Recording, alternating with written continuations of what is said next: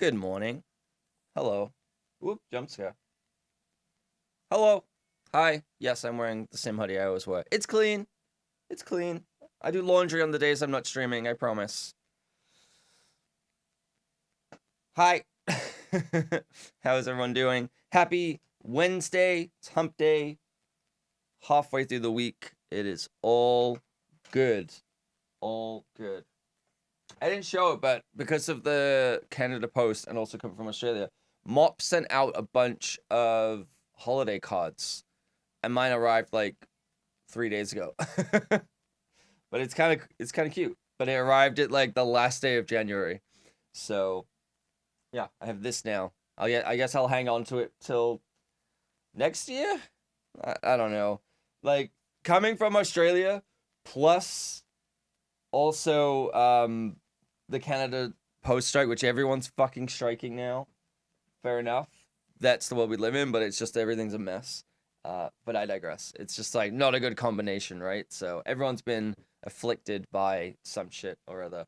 I was saying to my friend Shay, I was like, I can't look at the news anymore. As much as it's like a privilege to be ignorant enough to not look at the news, I can't do it. I can't. It's so like I'm already just having such a bad general experience, I guess. I can't do it. It's just every time I look, every time like on the iPhone, every time you swipe left one further over, it shows you all the news stuff, and I'm just like, oh, it's the worst. It's the fucking worst. Like every day, and I'm like, I can't do it. I can't do it. And I understand that is a very privileged position to not do that, but it's like I can't get through. I can't get through the day. Um, Dealing with that shit right now. I gotta self-preserve so I can actually like function as a human being. But I digress. Sorry to start off so kind of dour. It's just like I went to YouTube. Like I haven't been on the YouTube homepage for a while, and I went there and it's just all news and yeah, it's not good. It's not good. I don't know. I don't know what's gonna happen. I'm scared a little bit. I'm just focusing on streaming and trying to get this going as best I can and potentially get a job to tie me over for however long it is. And still waiting for my landlord to send me the goddamn thing. I assume he signed it and is sending it by mail, but like I don't know. I don't know if I have a home, a roof over my head at the end of this month. So yeah, good times. That's I don't need more stress. I don't need to reach it where Trump is deciding that he wants to just take over Palestine and the Gaza Strip, and I'm like, or they just keep dismantling more and more government bodies, and I'm just like, what the fuck is this? I'm like, I don't get it. I don't understand it. We are heavily affected by it, and we have no say in it. It's really fun. I love it. I love the state of the world. Anyway, on another positive note, I have not used my KVM switch yet at all, and I honestly don't know what we're gonna do today because we finished the story of Power Wash. Not much of a story, but we finished Power Wash. There are still free maps, which is cool, but I think I want to save those for days where it's like I don't know what I'm doing, which is most days. But I think too much Power Wash in a compressed amount of time is not great for me, for you, and everyone in between. Just because it's like I don't know, it's a fun game. It's fun now and again. I think I just need to kind of like actually start something else. I was thinking of starting back on No Man's Sky because that's kind of like, seeing everyone play it is kind of fun. But I just feel like I'm going to spend 2 hours annoyed trying to figure out the controls and figure out where I am and what I'm doing. So I don't know if I'm going to play that today, but I do have a bunch of other games that I need to start. I have Lost Not Found or Lost But Found, whatever it's called. Hang on, let me set this up. I'm not jumping straight in because I like to yap, but let me at least get it set up so I can actually do this. I need to like figure out a way to assign making that source full screen onto like my Steam. I need to get over this thing of like not having folders.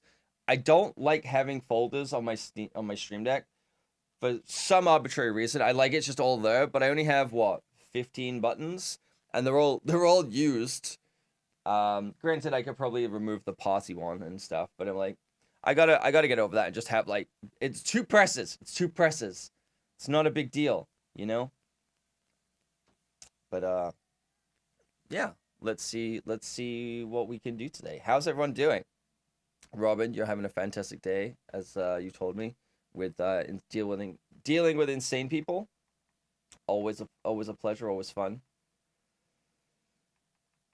But yeah, I genuinely don't have a plan. This is not good because I need to have a plan of when I start stream because I know I'm here to waste your time, but also it would be nice to know what you're kind of coming into and expecting.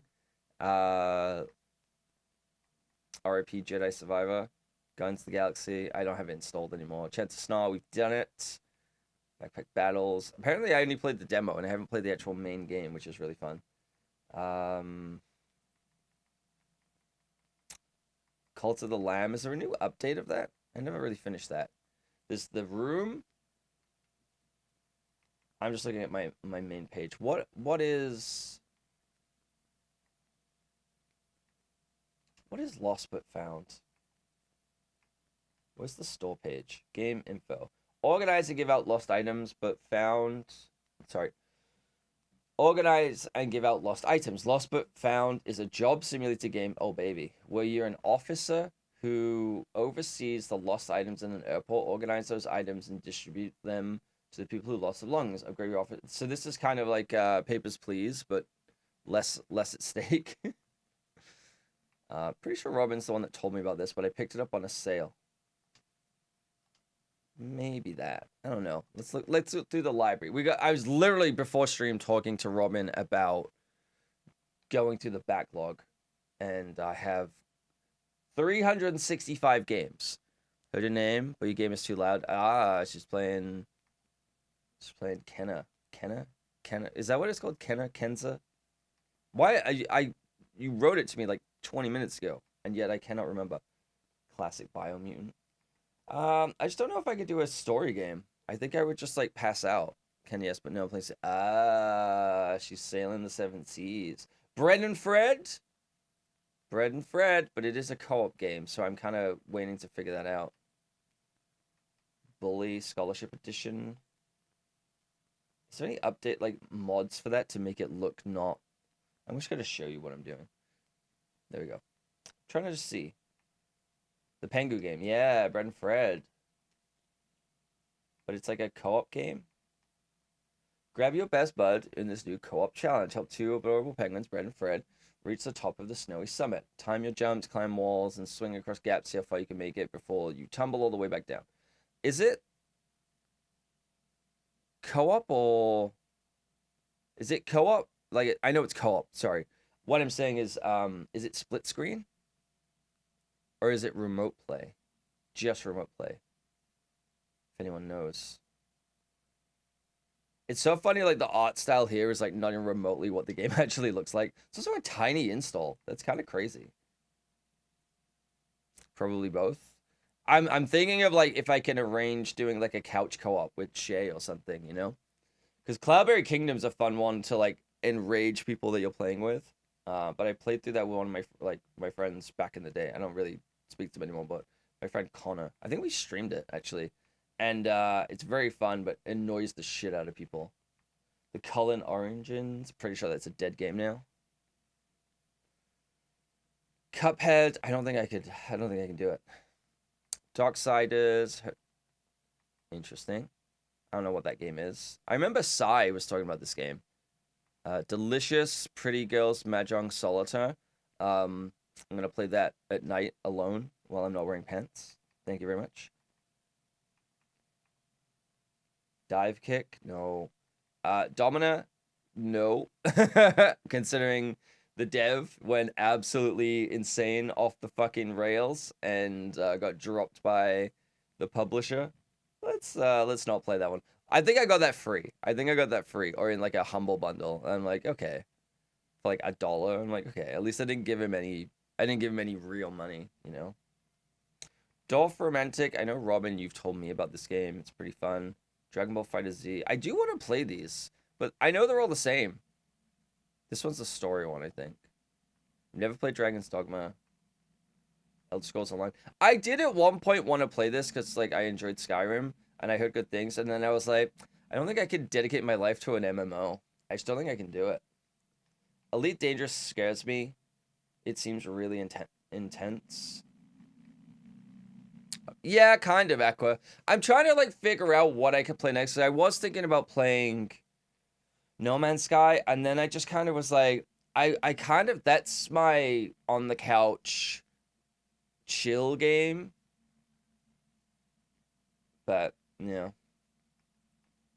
then also they are exactly the same. No, this one's like an actual fighting game, but the Xenoverse is the one where it's like an alternate reality where story happens. But I think I played this one and got really annoyed with it because there was like a mission where the camera kept breaking and I couldn't get past one of like the Ginyu fights because the camera kept breaking, and it was just like I got so frustrated and I was like, I'm done. This one, I think it's not the latest one, but it's one of the newer story ones. Maybe I'll play that at some point.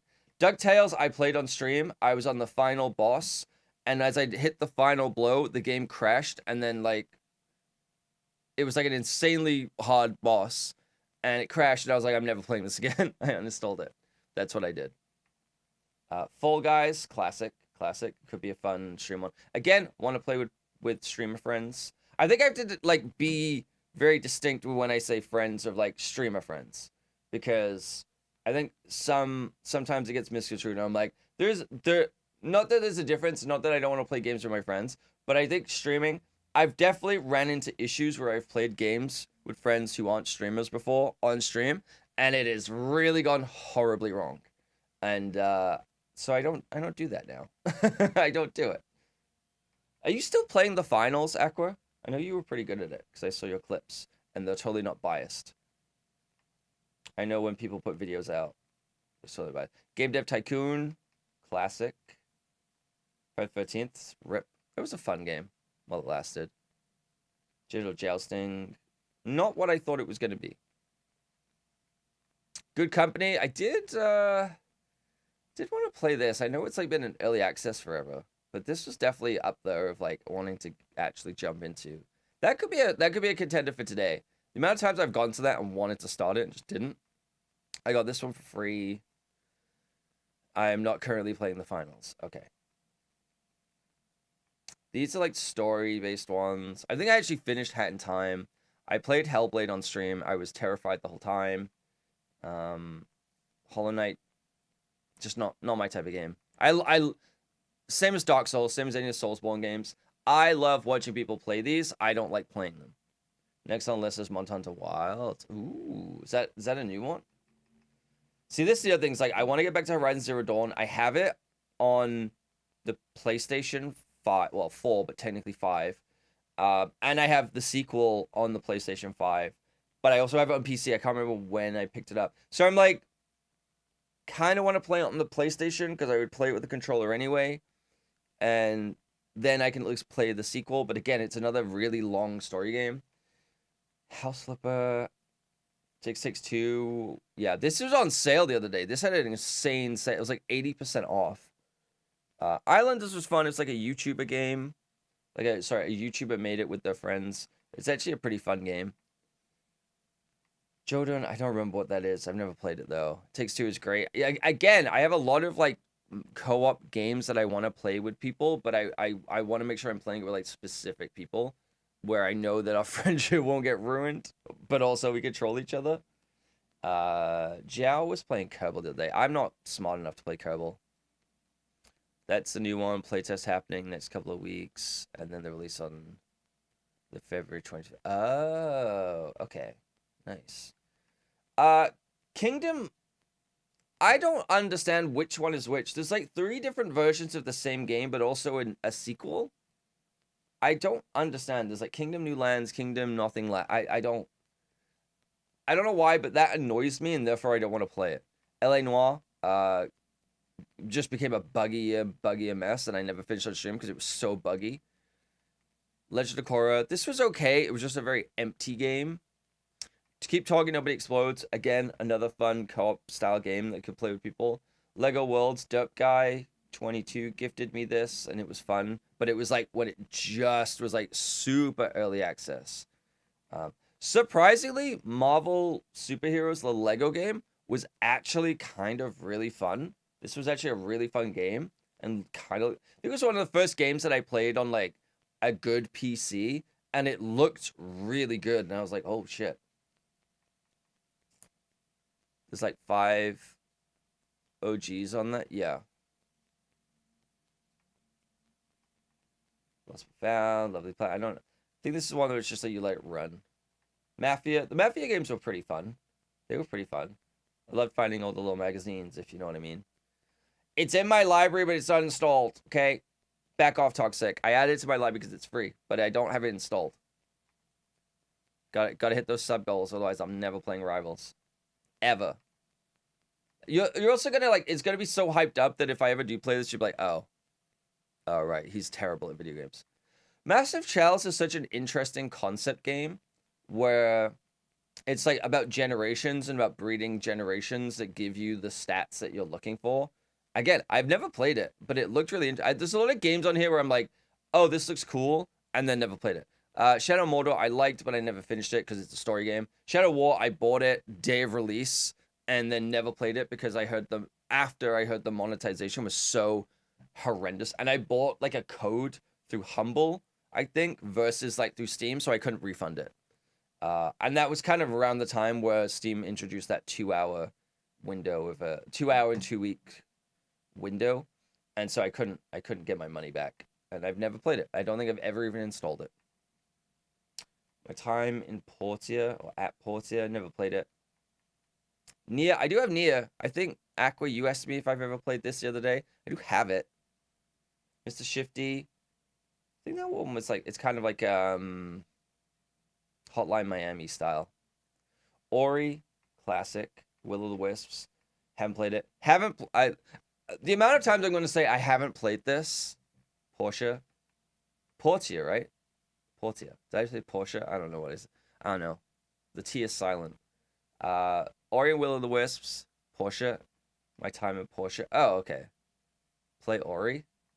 Could. I also haven't played Outer Wilds, and everyone always like, have you played it? Okay, no spoilers, but you should play it. I'm just like, okay.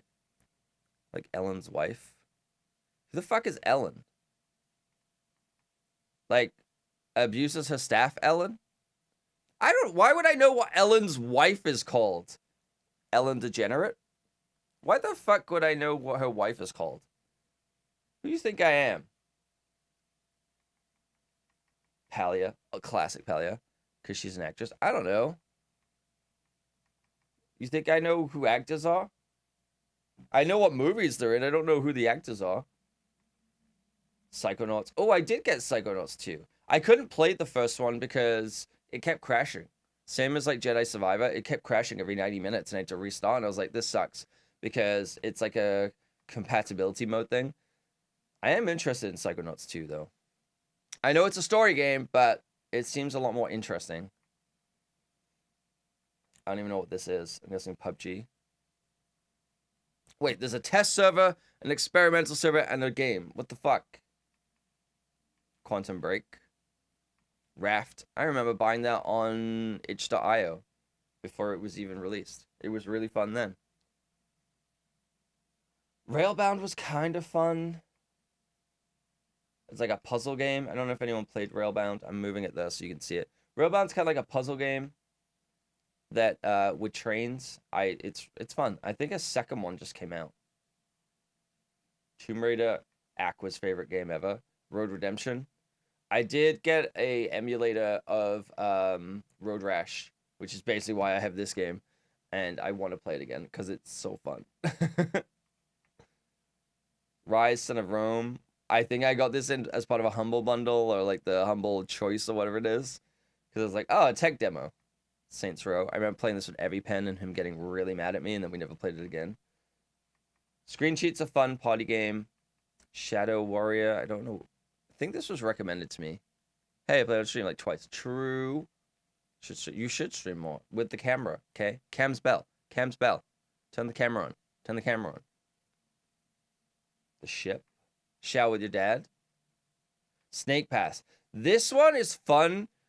It's the controls are intentionally like not so frustrating, they're annoying, but my hands after playing it on a controller were so like this after playing Snake Pass because yeah, I just was gripping the controller so much trying to make the character move. Sonic Mania I've heard was great. Never played it. The Line, Speedrunners. I don't know why, and I cannot tell you why, but Speedrunners is one of my favorite party games, but only on the Xbox 360, not on the PC. For some reason, it is not a fun experience on the PC. It doesn't feel right. Whereas when you play it on the Xbox 360, it feels awesome. It plays and feels.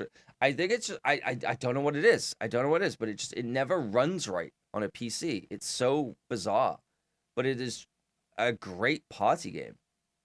White knuckle, truly white knuckle gaming. Never played this. Stardew Valley, I couldn't get into. I'll be honest, I like the idea of it. I just couldn't get into it. It's too stressful. I know that's the opposite for everyone else, but I find it too stressful. Subnautica, too stressful. Streets of Rage, I beat the story. Super Hot was fun, but it was way too expensive. Superliminal, I think I did play this on stream. I don't recall. I remember playing it, though. It wasn't too bad. Siberia looks incredible. Tales from the Borderlands, nah. Terra Nil, I think the demo was better than the final game. I'll be honest. I think that the final game didn't feel as good as the demo. They kind of nerfed it a bit, but hey, EC, played any of Kingdom Come 2? I haven't even played Kingdom Come 1, so I'm probably not gonna play it. No, I know that's just come out. I've never even played the first one. I don't know a lot about it. So one of my friends, Galaxy, streamer friend, is playing. She's doing a sponsored stream on Thursday, tomorrow, of that game. So I'm probably just gonna watch her play it. But my friend Shay has played the first one, and I'm hoping eventually he'll stream and play that because that would be a good game. Fun game to watch. 1 was a bit clunky, but 2 is so good. Have you been playing through it? Nice. It'll be a fun game to watch. I think it's one of those games where it's like I'm interested in it, but I want to watch someone else play it because I think it would be really funny to see someone else do something. Because like my friend Shay would send me voicemails while he was playing through the first game, and it sounded ridiculous where he's telling me about how he had to give a sermon, but his character didn't know how to read, and so he couldn't do the like. There was so many insane things of like how you have to learn how to read and you have to do all these things, and it sounds really funny. Kingdom Come 2 has a really bad rap for you already. Content for pre-ordering. We said most all devs just fucking stop this. I mean, especially that the first game was so, if it did well, to kind of like, yeah, capitalize, you make a sequel because you capitalize on the success of the first game. But to like do stuff like that, don't love it. Not as an, I don't want to say indie game, but certainly not a AAA game. Don't like the pre-order stuff. At least it's decently high budget single player game. True. I guess it does help them. It's a tough one, right? Because it's like you want to support the game, you want to support the devs, especially if you like the game, and then putting a lot of time and money into it. But also, yeah, I think if the budget of a game is too, like, no one's asking for super high budget games. No one's asking for these level of games that they keep making. But it's like if you aren't able to make a game and release it for the price that it should be, then something's clearly broken. Something's clearly broken with the monetization method and everything, that it needs to be revisited. The answer can't just be pre-order bonuses where you're carving stuff out. It can't just be microtransactions, you know? I understand with when a game is free and the charging for skins, very different. If the game is a paid game and then on top of that all of this, I don't like that. It runs extremely well. That's good though. That's good. Unlike Spider-Man 2, which recently came out, runs like trash. My favorite, I think, was Toxic in the Discord posted a photo from the Steam message boards where it's like, keeps crashing on ultra high-end PC. And then the person listed the specs and it was like It was like a second gen i5. It was like a GTX 1550 Ti, and then they had like a LG C4 OLED TV, and you're like, it's like, yeah, you probably spent 5K on your whole system, and 4.5 of that was the goddamn TV. What the fuck are you talking about? So funny. I don't know if it's real or a troll, but if it is real, funny. If it's a troll, funny. So yeah, we aren't having a shortage of high budget single player games despite journalists wanting to rewrite history. So it's, yeah, true. Well, if you consider Ubisoft games as good, I'd agree. I did back in the day. Now they're just, it's got to be satire based on a lot of the other comments. Got to be satire, but that's really funny. Yeah, that's really funny. That's like worse than like an Xbox One S. That's like it's not even. So it's really funny. Do you know what is interesting though? Is this kind of happens in Vancouver. So that's where I'm like, I don't know. Because people will buy parts for the computer like 5 years ago.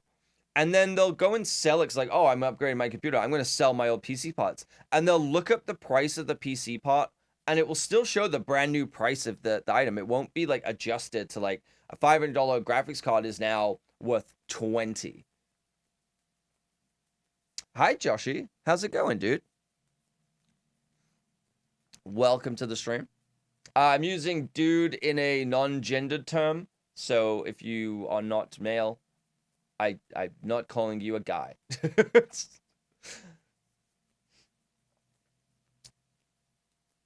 You're great. Awesome. Awesome. Well, welcome on in on the YouTube stream. We're just going through my Steam library and shitting on Ubisoft right now. You get 20 FPS with a 3060 Ti at 10. Yeah, that's not great. You're a dude, yes. All good then. Well, like I said, I use dude in a very global way. Oh, damn. But, yeah, it's so weird. Just have a scissor. I can't even see the profile picture. I just see the little YouTube icon. So that's all good. But welcome on in. We're going through the Steam library to kind of, we're just chatting about games right now. The thing with, yeah, the Ubisoft thing is like there's a whole conspiracy theory happening where Ubisoft is basically trying to drive the stock price into the ground so that they can basically force like a hostile takeover at a low price, like the Guillaume, whatever his name is, who actually like is like major stakeholder in Ubisoft. And they're like trying to drive the price down so they can keep buying more and buying more.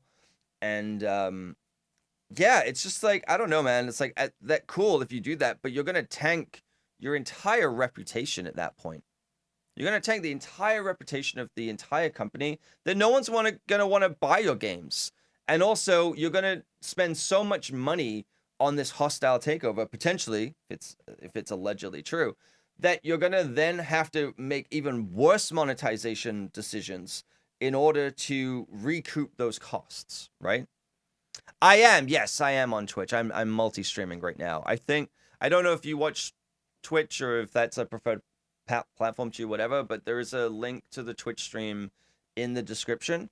But yes, I am streaming on that. Let me switch back to full screen while we do this, so then you can actually see the multi-chat. There's a multi-chat, so it is on the bottom of the screen anyway, but it's a little bit bigger on this one. So, you need a new GPU. Was hoping the 50 series GPU would be good value for money. One of the ones, and again, Toxic put me onto this too. The Intel B series, like the second gen. Hi YouTube, yes, hi YouTube. It should be the same name as well, Josh. I don't know if you are looking to. If you want to come over and join us, that's totally fine. But you're more than welcome. I do have a multi-chat on here too. I just can't make the chats post to each other, but I can do it on screen.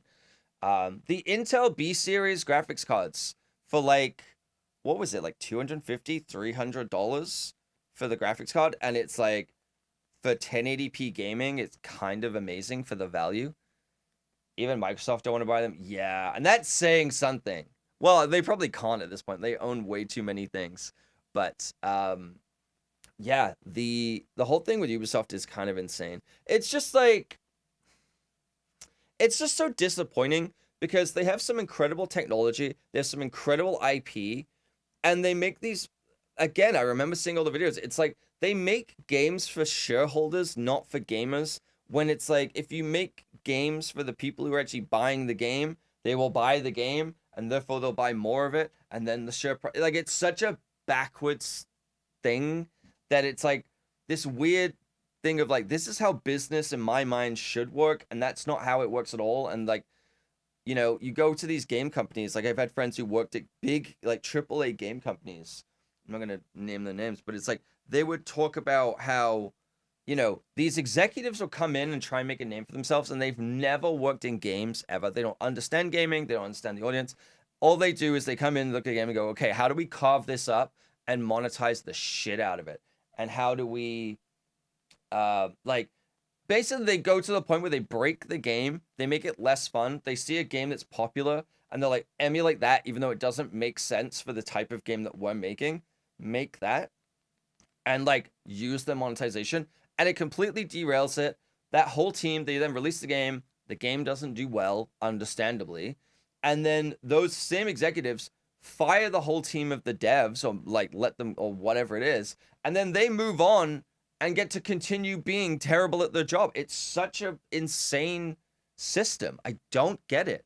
As much like we talked about the Larian devs, where it's just like the other day of just, hey, maybe if you like make a budget, you come up with an idea, you put everything you can inside. It doesn't have to constantly be getting bigger and bigger, but you make everything you can in that game.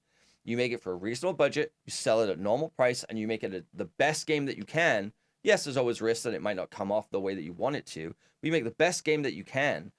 And then people, one, have respect for your studio, and therefore, while that game might not do the greatest, it will make some money. It does not have to make all the money. It has to make enough money to be considered successful by association of your studio, right? The game costs $40 million to make, and it makes $200 million.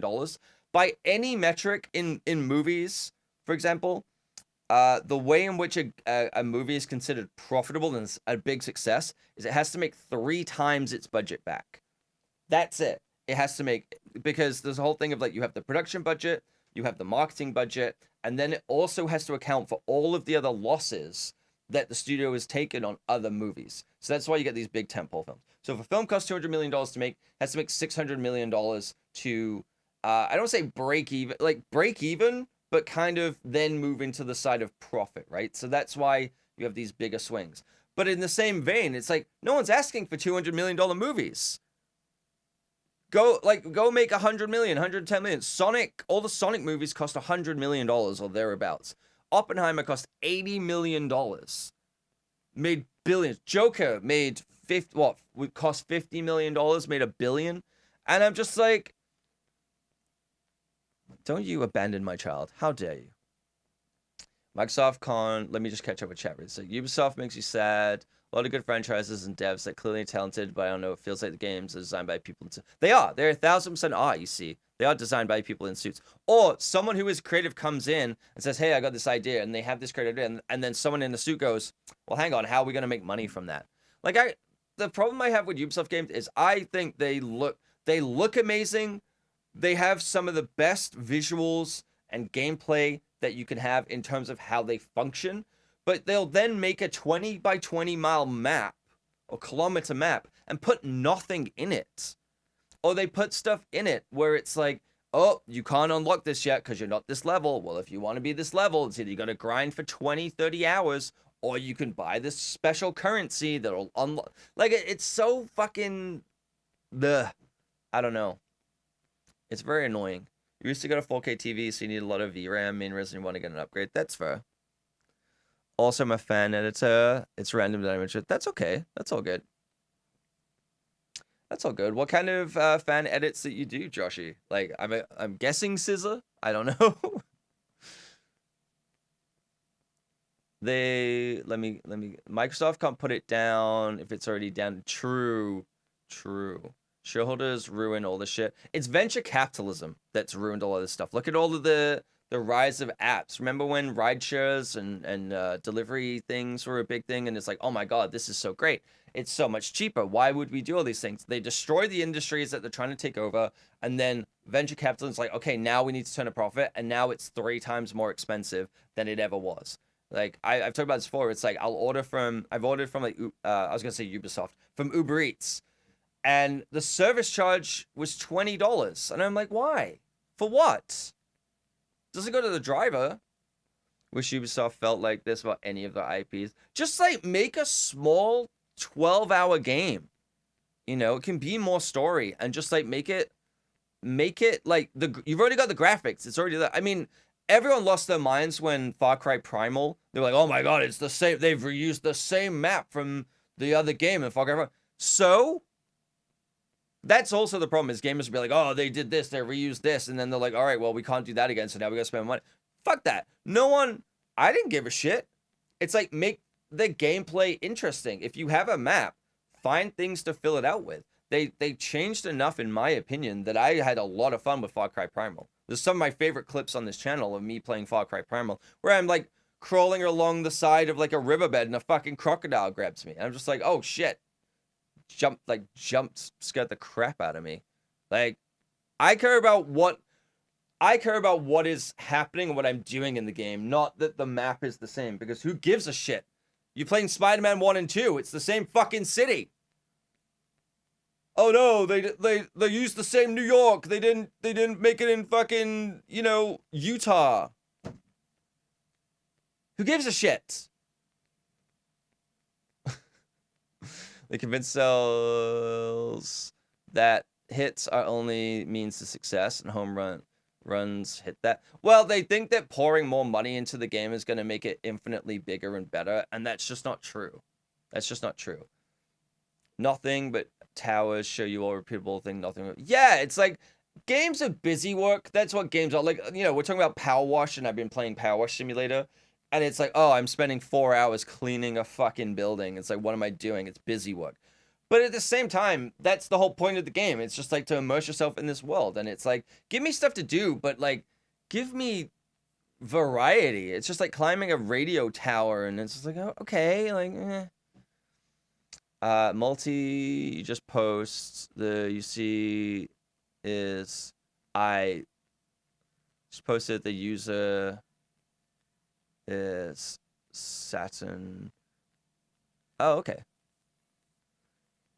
I think it was a Gorilla dev.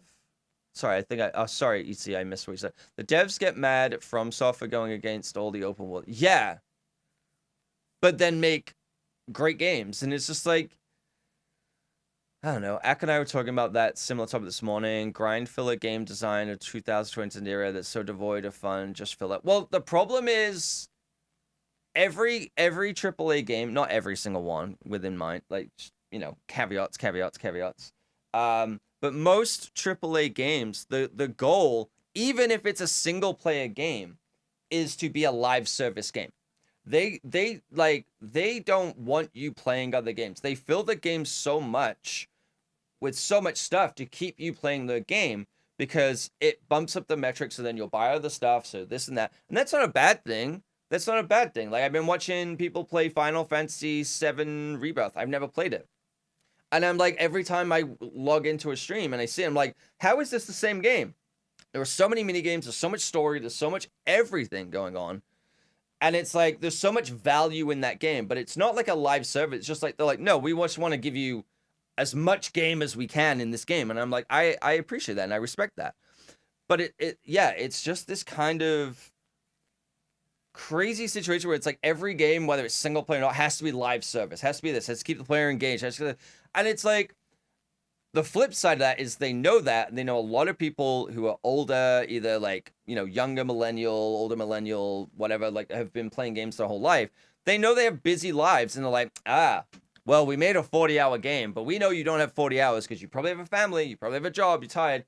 If you just pay a little bit extra, you can kind of just like skip all the stuff. And I'm like, I'm paying to skip the game. It's so stupid. This is why I'm kind of taking the stance of like, I'm not spending more than, there has to be something insane with the game to make me want to spend more than $40 on a game now. And I'm just like, and that's, I think, why I'm tired of story games, because I'm like, I'll be honest, I think writing has got worse in general of TV and games and things like that, and movies. I think there's been this kind of shift to algorithmic writing, or people call like the Marvelification of that. It's not. It's just that Marvel made that style popular, and that's where we're kind of at now. It's like these quippy whatever, and it's just like I don't enjoy it, and I'd rather I play a game to be immersed in what I'm doing, and to be immersed in gameplay. If I wanted to watch something play, like this is why I don't like Until Dawn. I don't mind Last of Us. I think it was a really good story. I just think the game is better than the show. That's my lukewarm take. I think the game is better. I think the show rushed it a little bit. But it's like I didn't mind that one because there was enough gameplay and balance, and I was like, okay, it's a little on rails, but whatever. I don't like Until Dawn. I don't mind Choose Your Own Adventure, but I just like, no, I don't want to watch a quick, like, this is why I don't do well with the board. Sorry, I was saying Borderlands games. I didn't mean Borderlands games. I meant the Telltale games. It was just that Tales of the Borderlands is on my screen. That's why I said Borderlands. I don't enjoy them because I'm just like, this is a passive experience that I then have to like hit a button. And I'm like, that's not a game. That's an interactive choose your own adventure show, but that's not what I want. That's not why I'm playing this game. So I struggle with those kind of things. Don't crawl the Spider-Man. None of it would be bullet. I want to see Spider-Man in the jungle. I think Guerrilla Dev is Ubisoft dev that went off on FromSoft, and then everyone else dogpiled on Ubisoft's UI as a comparison. Ooh. Yeah, it's kind of a, what is it? It's like for every finger you point, three are pointing back at you kind of thing. You got to be careful of that stuff. I'm saying all this, and it's like, I still think when I put out the video, the VFX video, I still think it's really fun. Actually, I think one of the funniest aspects of me putting out that VFX video is that I'm talking about the quality of visual effects, and we're kind of critiquing visual effects, but my green screen has like a black border around it and a bunch of things, and it cuts my hand off when I'm pointing. And I think that's really funny to do like really scuffed VFX in a VFX critique because I can back it up, right? It being budget as fuck as ironic. No, but I did it on purpose because I think it's really funny. I think it's really, because I can back it up, right? It's like if I look at my IMDb, it's like, yeah, I worked on Guardians Gate 3. I worked on the team that won an Oscar. I've worked with on the biggest studios in the world. And I think it's really funny that I have the worst green screen. But it's like, you got to kind of take the punch with that. It's like, it's kind of a little bit of a troll. In the hopes that someone will kind of call it out in a way, but at the same time, it's like, I think it's really funny. Everything about numbers and data now, yeah, it really is, and like that's not a bad thing because if you're running a bit, this is the issue with gaming and like art and everything. It's it's called show business, right? It's not called show. It's called show business, and it's the combination of art and business. And sometimes they don't mesh very well because there's business people on artists and the artists aren't business people. We've talked about this before. And it can really derail a lot of things where you have a company that has unlimited resources, whether it's, Warner Brothers with DC, you have Disney with Marvel, you have EA and everything. And it's like they can do whatever they want. They could make any new IP. They have the money to put behind it. They could really champion new ideas and do all this stuff. And it's like, or we can just crap out the same thing that everyone else has seen. We know that it's going to make enough money because there's enough of a fan base built in. And it's kind of like the slow death by 1,000 cuts, right? In the same way of like the EA FC 25, whatever. It's like they got rid of the FIFA name. FIFA was asking for too much money. And it's like, yeah, they probably were. But at the same time, this game makes $1 billion a quarter by you never really improving it, just changing. Like, I'm sure there's improvements because the people who work on it actually give a shit about what they do and they want to advance stuff. But in the grand scheme of things, of like the player experience, it's probably not changing that much year to year. It's just roster changes, right? And it's like, oh, well, there's a new game out now, and now you got to buy all of the packs and everything again. And it's just like, it's kind of a race to the bottom, and then you have a lot of people who build entire careers around doing that kind of content, like packs opening, like the FUT thing, the Pokemon trading card game that just came out, and I'm just like, man, we're not even playing games anymore. You're buying a game to pay them more money to open digital card packs that if they ever, like with the FC game, they were going to release another one in a year, and everything you just spent is gone and you have to buy it again. Like, you're buying a game to buy, you're like buying a game to pay them more money. It's such an insane, like, model, you know? It's wild. It's almost like the VFX in Velociraptor. Yeah, yeah. That's exactly what I'm going for. Is I think it's really funny to be an Oscar award-winning visual effects artist and do really cheap, low-budget VFX. I think it's really funny. I don't know. I just did it in DaVinci Resolve. I just did the keying in DaVinci Resolve, and I was slapped on a keyer and went, good enough. I just cropped out the absolute far edges, and I was like, you know what? Good enough. And I left it at that. The subtle difference between data-driven design and data-informed design. Yes. I mean, they talk about the director of the movie Ghosted that was on Apple TV. Hi, Liz. Hello, hello.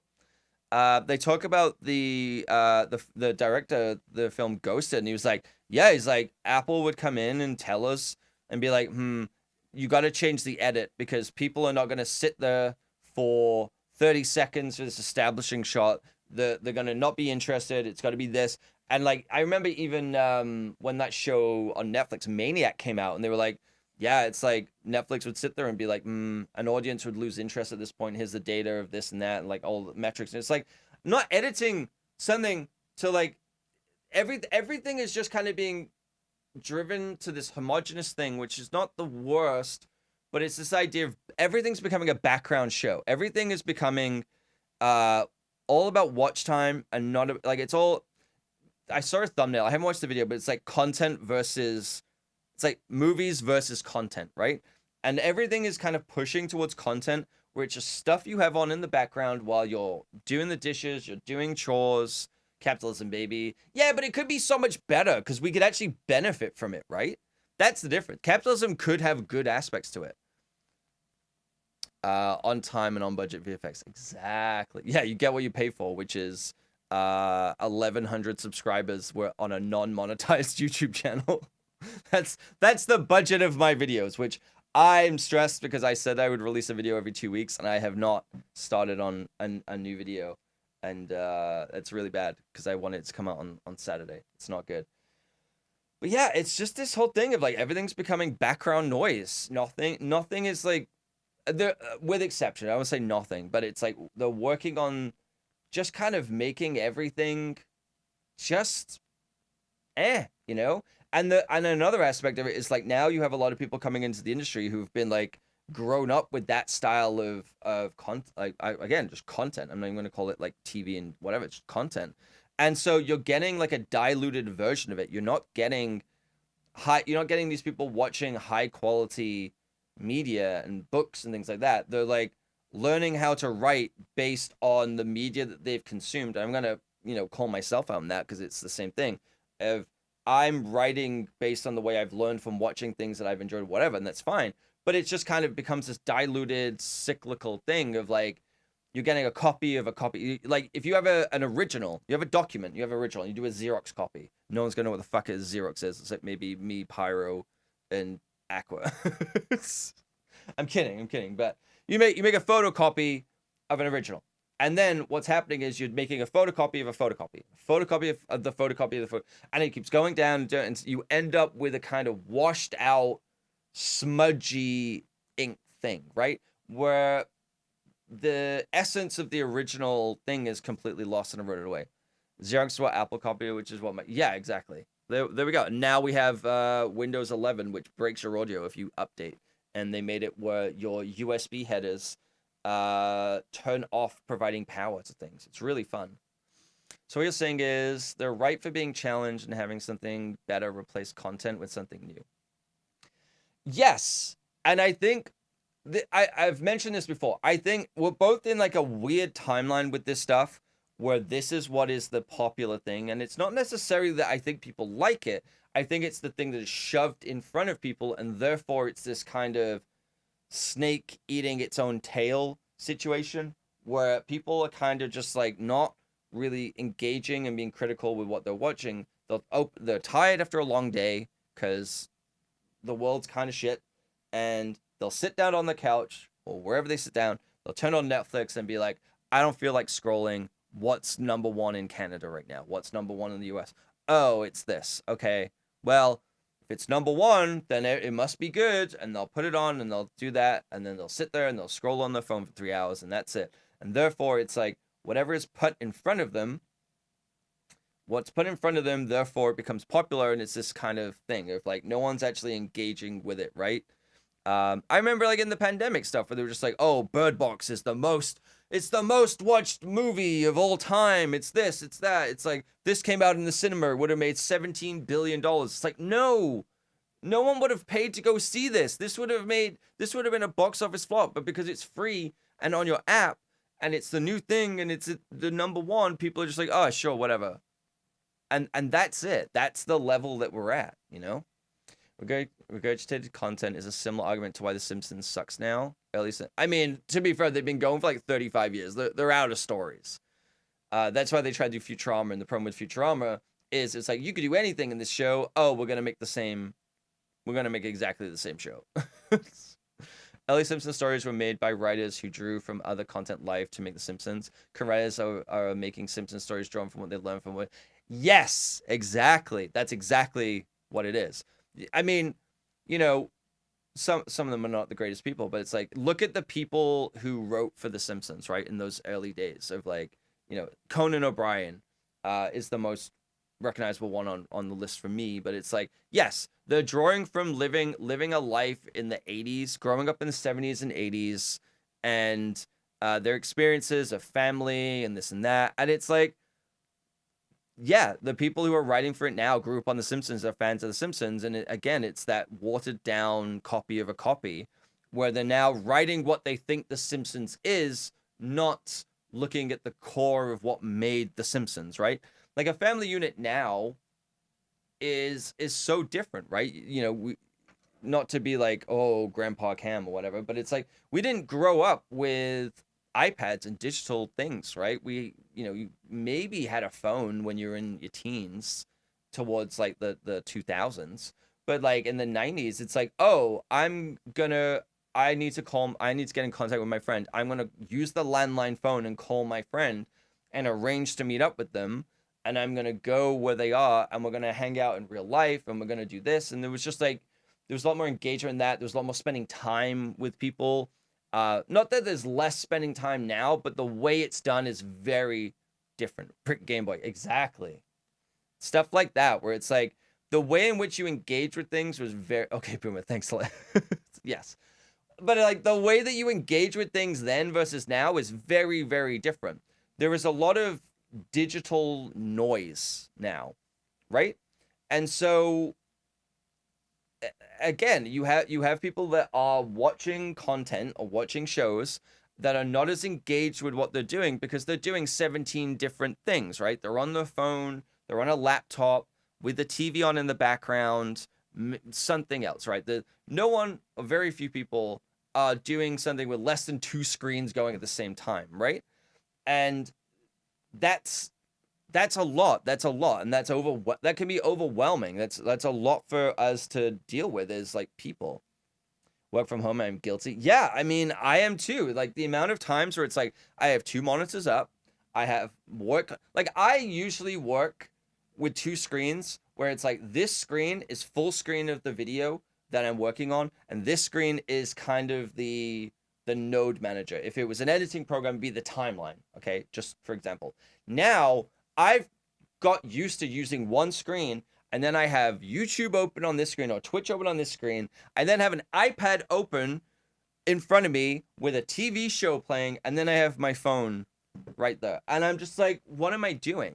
The amount of times where it's like, oh, I don't want to look at screens anymore, whatever. And I'm just like, immediately sit down, TV on, phone up. And I'm like, this is not good. Like what I've done with mine is like, I don't know if you can see, but it's like that's what the phone should look like.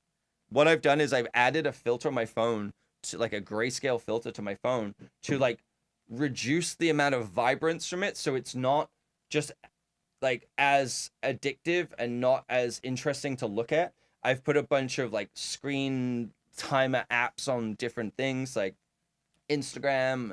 I haven't even opened TikTok in 3 months.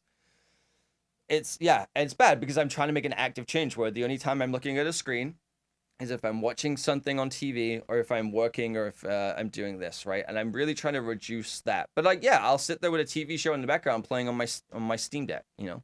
Snooze? Yeah, let's snooze that one. We can snooze that one, and then we'll figure something out.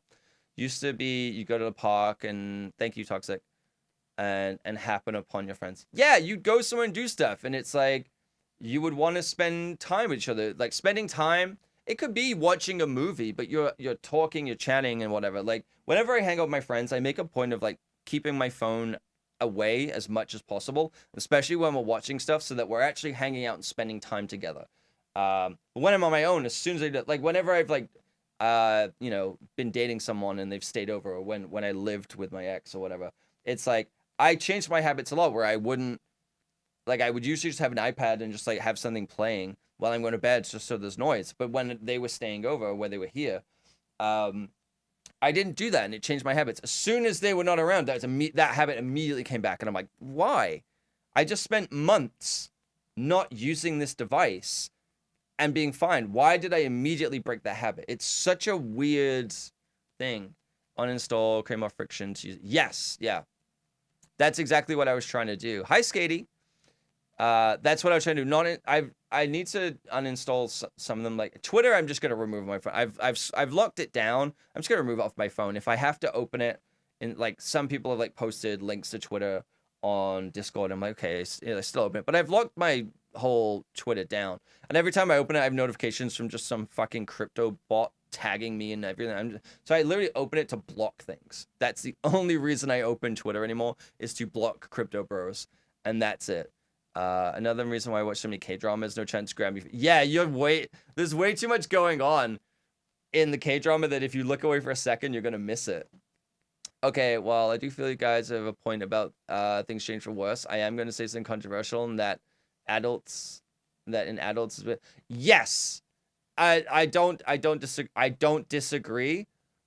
I don't disagree that things are changing for the worse, but people are also not really pushing back against it. That's kind of like the point I was making a little bit of, like, people are defaulting to the easiest low-hanging fruit, right? Same with like why we get iPad kids or whatever. I guess like technically I am one because I go to bed with my iPad, but it's this thing of like, I've been dating a boyfriend for about a year now. We're never on our phones when we're together. It's on the table unless someone calls. Nobody's on the phone. Yes, same when we have friends over movies. And I actively make that effort too. I do. And it does drive me nuts a little bit when I look over and I see my friends, or like one or two of them, where they're sitting there scrolling on their phone and like not hanging out with like, you're hanging out with your friends, but you're sitting there on an app. Like one of our friends who moved away used to do this, where it's like you'd be talking to them and they're like, and then they pull up the phone and pull up TikTok. And I'm like, are you fucking kidding me? I was like, we're having a conversation, we're hanging out, and you're like, oh, I'm so ADHD. No. Like, we're hanging out. This is what we're doing. I'm not here to watch you scroll on TikTok. And I that's one thing that drove me nuts about that. And so I make an active effort where at least that is my line in the sand of, if I'm hanging out with people, my phone, it might be on the table, but it's face down. Or it's in my pocket. I'm not looking at my phone unless I have to look up something. I'm not looking at my phone. Discipline is definitely a thing. Yes, and people would just rather have the dopamine hit instead of the discipline, right? It's hard. Discipline's hard, and you're tired, and you just want to kind of distract yourself from the shit that's going on in the world. So you're just like, you want to escape, and that's part of escapism. Also, reading the subtitles. Yes, reading subtitles. So I guess, yeah, what Robin is saying is we should all be watching more foreign language films and TV shows so that we engage with what we're doing. For you, it's not an issue when you have people there, met people's places, but alone watching a show, it's not engaging enough. I'll definitely play. Yes, 1000%. This is why you don't hang out with people, because you want to be on your phone. Look, there are some times where I'm like, yeah, I would rather be at home, lying on my couch under a blanket, playing Balatro. I'm not even going to say play video, but playing Balatro, and with a show on in the background that's just kind of mindless. Like, there's a level of also, whenever I get close to the end of a show that I've been watching, like let's say I've been rewatching iZombie and I'm on the last season now, I'm just like, I start to get anxious because I'm like, oh fuck, I'm gonna have to like find something else to put on. I'm like, why? Why am I anxious that a show is ending? Because it doesn't make sense, right? Why am I getting anxious about this? Swiftly in small scale situations with your close friends, you get a situation you create. If I put my phone face down on the table, everyone yes, 1000%. I definitely noticed that where it's like if someone makes that kind of choice to do that, or I call them out. I'll literally be, oh, I'm sorry, are we boring you? And they kind of like put the phone down or whatever, or I'm like, they'll put the phone down, and I'll make a big thing of it because I'm like, you're here hanging out with your friends, get off the fucking app.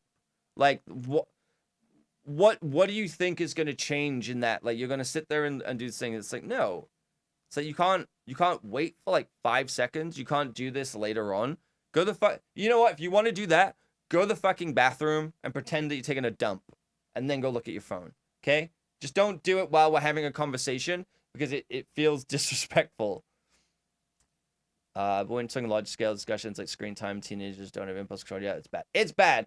And I think it's bad because it's reinforced with the behavior of the adults too, right? Because it's like, I am tired. I like, like my age, whatever. It's like, I'm tired. Kids are being crazy. The only thing that calms them down is them getting screen time playing a video game. I don't have the mental capacity to like deal with this right now. Here. And it just enables that behavior. If they act up, they'll get the screen time. It's the same as, I'm not comparing humans to dogs, but it's the same thing. It's like you're Pavlovian conditioning kids and other people that this behavior is okay, or that rewarding bad behavior with that, or just in generally like normalizing it. And it's not a bad thing to be on phones and screens. There's a lot of useful things that they can do with it. But if they're not doing something that is actually beneficial, then they're just kind of like glued to the device so that they shut up for a couple of hours. It's not really a great thing. That should go to your comfort show. True. I'm trying to find there's a couple of shows I've rewatched a few times, and it's like, and engaging enough to where I can pay attention, I know what's going on and follow along, but not so much where I'm like actively sitting there because I've seen it 3 times. It's okay, Cam, all the K-drama, which one's that? Honestly, your parents are worse than the kids in our house. We have to tell our parents to put the phones away at the dinner table. All the kids are 30 plus, so not children. Ooh, that's not good. Yeah. They gotta check Facebook, Robin. They gotta check Facebook. All of their friends, they're getting FOMO. Like, the whole thing with FOMO, and I'm like, what are you missing out on? You're hanging out with your friends. What are you FOMOing about? Like, it doesn't, they're not, I know, I'm just kidding, because they're older. It's comfortable and easy when the rest of the world is on fire. I do sympathize with wanting a break where your mind just... Yeah, 1000%. Like I said at the beginning of the stream, I've kind of stopped reading the news because I just can't take it anymore. Every time I look at my phone, I get the Apple News thing pops up or whatever, and it's like, this is what terrible thing's happening right now. And I'm like, I can't engage with this. Like, I can't deal with it. I got enough stressful things going on in my own life. I'm just like, I'm done. That's a privileged line in the sand that I get to draw, but it is a line in the sand what I need to do to cope with getting through the day-to-day, at least right now. Someone with toddlers, I let them play with iPads, guilty, but they also love playing outside.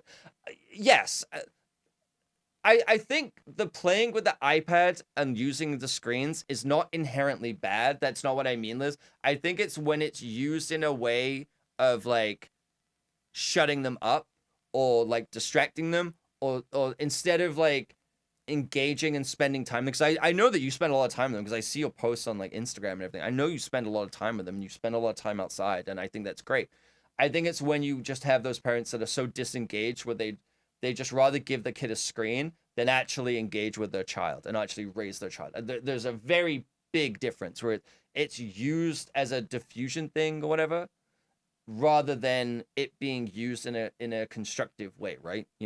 It's taking that path of least resistance just to shut them up for the sake of it, rather than for something like, you could give them an iPad as a reward for doing something good. You could give them an iPad so you could watch something together, or read a book together, or play like games that are educational or whatever it is, or just play video games to like, they just want to play a video game. That's okay. Like you get you get a little bit of screen time. I don't think screen time, I mean, Christ, we were raised by television. You know, our parents would do the same thing. It's like, oh, plunk you down in front of the TV, right? They just plunk you down in front of the TV. It's not that much different. But I think the difference now is there's just so much where it's like, okay, we'll plunk you down in front of the TV. It's not great. It's not a great way to do things. But it wasn't like vibrant, constant, like attention grabbing, dopamine sucking things, or like, you know, free to play games that are just blasting you with ads. It's like, I think that it's not just on the people who are doing it. I guess there's also an element of parents not really being aware of what their kids are actually engaging with online too. There's an element of that too, of like, what am I actually teaching them through this process? So your son is on a site called Scratch and he's learning. See, that's amazing. Exactly. That's awesome. That's exactly what I'm getting at, of like the iPad is being used with your kids in a positive, constructive way that could benefit them along the way, right? Everything in moderation. Your mom will just be reading the news or playing solitaire. Your dad would be scrolling working mails. All that. Yeah, that both of those are not healthy. I mean, solitaire is distraction, but when you're hanging out with your family playing solitaire, that's kind of like insulting. I think your dad has work life issues, which I can attest to as well. Mother is the absolute worst when it comes to screens too. She has the TV blaring loud, 3 mobile games. She's cycling between her work computer. Yeah, yeah. And that's the thing, is like, that's why, you know, going on like vacations and everything is sometimes good, because you, for whatever reason, when you're not at home, it's the same as like I would say, of like trying to work out at home versus going to the gym to work out. You're there to do a specific thing and a specific purpose. There's less distraction, so you're more focused on what you're doing. I think in the same way of people being like glued to all of the devices, doing things outside that norm and building those habits, not doing it. Even going on vacation, you're like, I want to go lie on a sunbed all day and like read a book. I'm like, yeah, fucking do it. Like, that's great. Because it just, you know, maybe as soon as you get back, you'll immediately start doing it. I remember I was watching Northern Lion. He was talking about how he went on a cruise, and people in his chat were saying about, oh, like, I bet the kids are really bad for the iPads. He was like, no, it's the adults. Because as soon as they are off that cruise and got signal, they're immediately like scrolling like addicts, checking all the social, like, I'm just like, it's not that big a deal. Like, what do you think you've missed? If something that big happened, you would know about it, or you would get a text or a call, right? That's kind of the approach I'm trying to take. But, you know, I'm also susceptible to checking all the apps and everything. There's a little dopamine receptor that goes off. Everything in moderation. Yes. Legit got your first job as a teenager running the childcare section at a local gym because I played with them and didn't let them watch TV. Even in Twitch ends, it was yeah.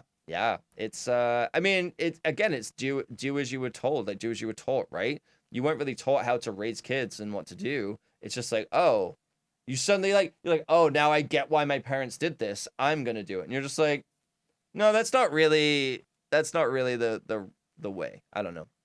Use it to shut them up in the car, but also they trigger anxiety if they're loud while driving, and I'd rather shut them up with a screen. At home, yeah. I definitely think there are reasonable exceptions. Again, as someone without kids, I don't want to appear like I'm taking a super hard stance. I'm speaking very broadly because I don't know the nuance. Like, I don't have kids. I don't know the stresses of that. I can fully empathize with how stressful and how exhausting and tiring it can be. So it's like, you know, I'm not trying to put myself on some kind of pedestal with this stuff.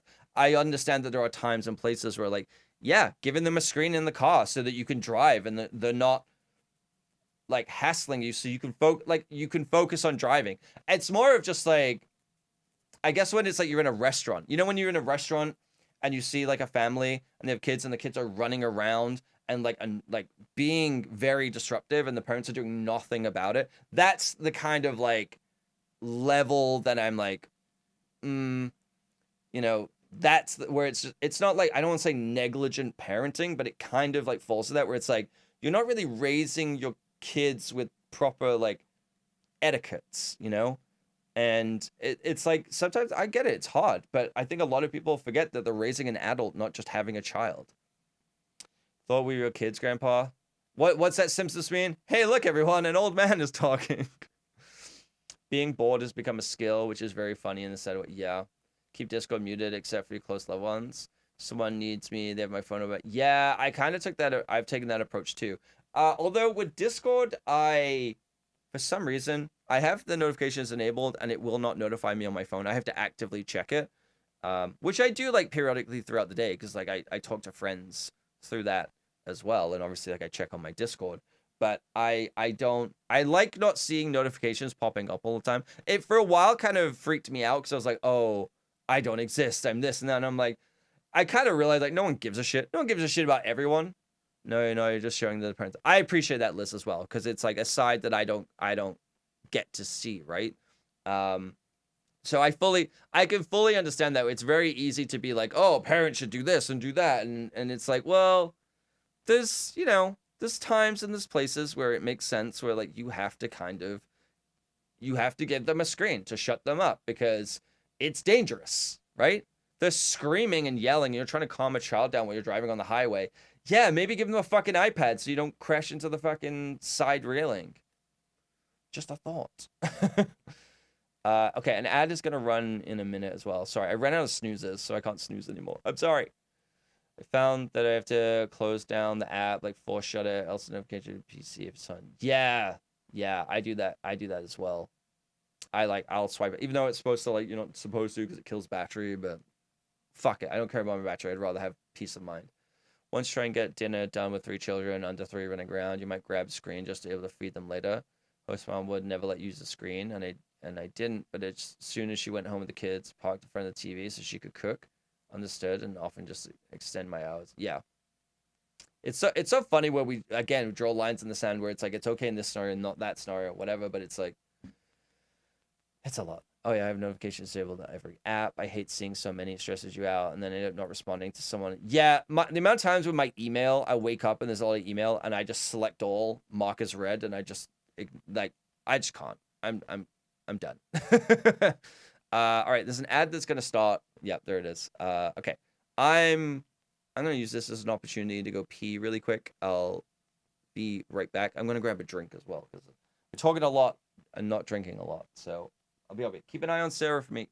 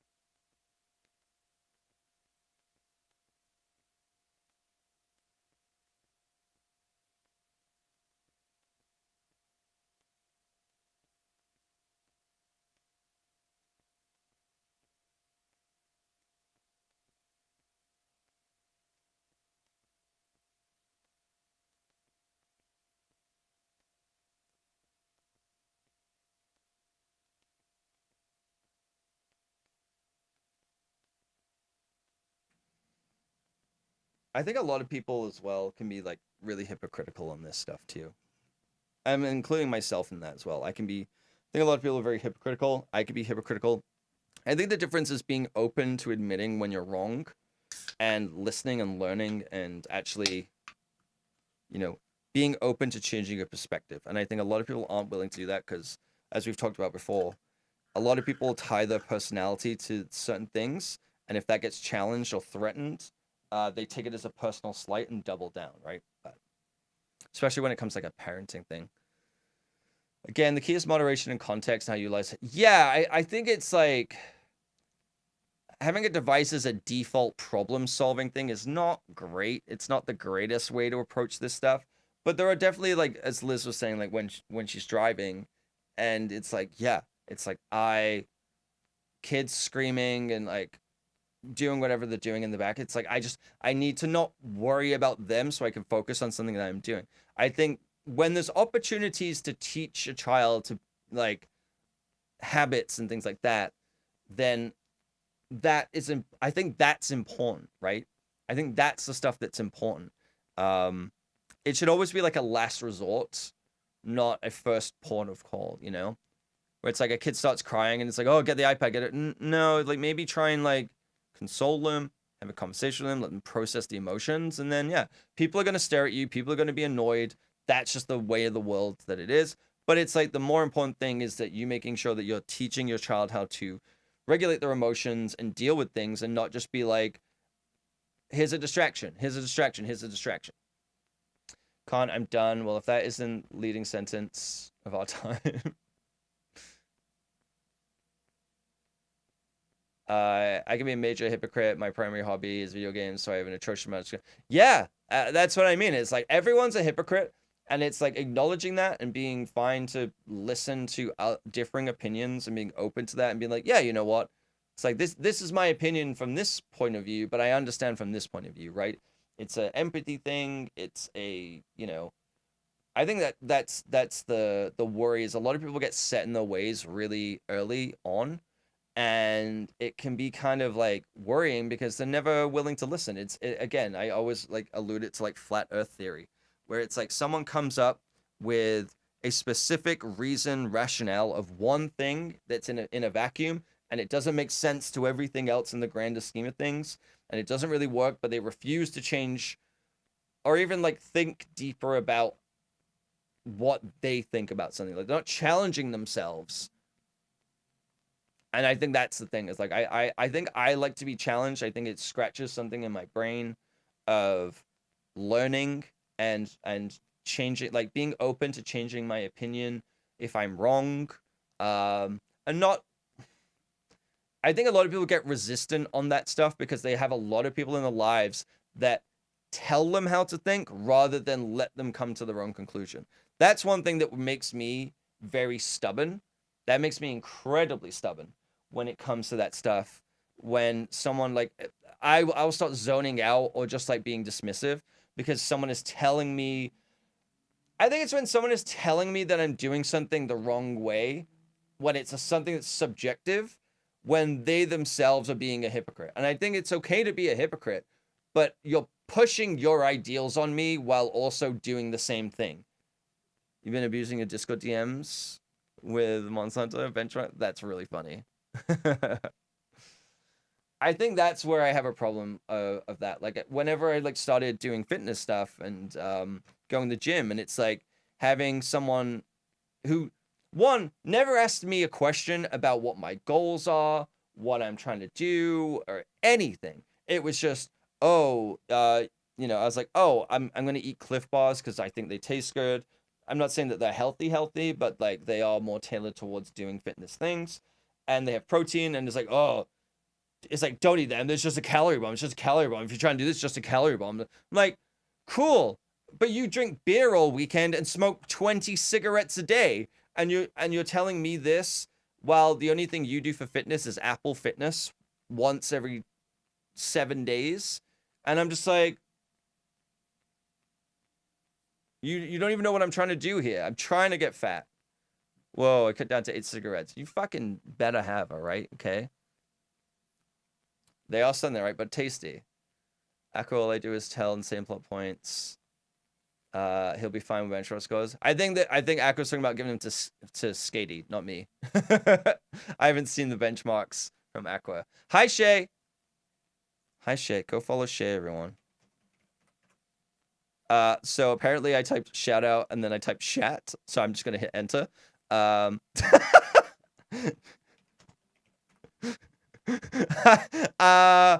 don't think I'm pretty good at touch typing. I think I'm not that good. I think it's been a minute. I haven't typed in a while. Okay. Listen, I only read what I want to read. Exactly. This is why I shouldn't read chat while typing. So there we go. So shout out to Shat. Go follow Shat. They will the funniest part is that's a real account that's been playing Counter-Strike, and it's close enough to like what Shay would potentially actually stream. That makes it really funny. Hey, if you want to change your name, actually no, it's not available. It's not available. But yeah, go follow Shat, everyone. Checked, followed, subbed. Perfect. Perfect. If they were partnered, would have been amazing. No, Shay and I have been talking about Mixer stuff because like dealing with my audio issues. He had the same interface I did, the Rode one, and is now having problems with it too. So mine got fried from an update Shay's got broken by an update because of the way of the power management with Windows. Robin's computer is getting fucked up by Windows too. So saying chat with a Swedish accent becomes chat, which is that's very funny. It's like that thing at the end of Finding Dory, where instead of like end, it says slut. And it's like, yeah, that's the way you say like Finn in Swedish, but it's still funny. Windows update. Yeah, so apparently there's a Windows update and it's changed the way that USB headers work, where it turns them off, like the power that they put out at a Swedish slow. We do love it. That's, you know what? It's true. It's true. Man, to live in Sweden, the dream. I don't think I can afford to live there, but yeah. Yeah, apparently there's a Windows update that turns off, it stops giving constant power to like external devices. It could be like an eco mode thing, I don't know. Dude, Reno has 1 follow. The maybe supplies by random. That's very funny. I do actually love the fact that you're all going and following chat. There's a setting to disable it, but it is, yeah. Like the only solution is the app that Rode makes to have that open constantly. But if you have that open constantly, it won't let your computer go to sleep because it's always listening for the microphone. It's so stupid. Absolutely, it's so good. When was the last time they streamed? Like, when was the... Let's have a look. Oh my god, if they were live, that would have been... They literally have 1 follower. They literally have 1 follower, and it's probably Robin. Incredible. You're assuming that they have notifications. Last stream 9 years ago. Hey, Shay. Name change? Could be absolutely goated. Well, maybe they are. It could be. Maybe when you were trying to make your name originally, you accidentally also hit T instead of Y. It's very expensive to live in Stockholm, but all the other cities are pretty normal. I just want to live around Scandinavian women. I'm not gonna lie. I'm too medium sized for that. They're all like 7 foot tall, and I kind of like that. Pretty hot. It's true. What are they putting in the water? What is it? What's going on in those saunas? That's what I want to know. Scantily clad Scandi women. They don't even have to be scantily clad. They can wear a fucking fur coat and a jumpsuit. I don't know why jumpsuit. I'm thinking not like a jumpsuit, like a tight lycra one, but I'm not opposed. But like I'm thinking one where they jump out of a plane and they're dressed like Evel Knievel. Man, oh, don't even get you started about being bisexual, girl. My God, Skady. How did you get through the day? How did you get through the day? Fur coat and a jumpsuit? HGH, are you telling me to get the human growth hormone? Is that what you're telling me to do, Robin? Or are you typing,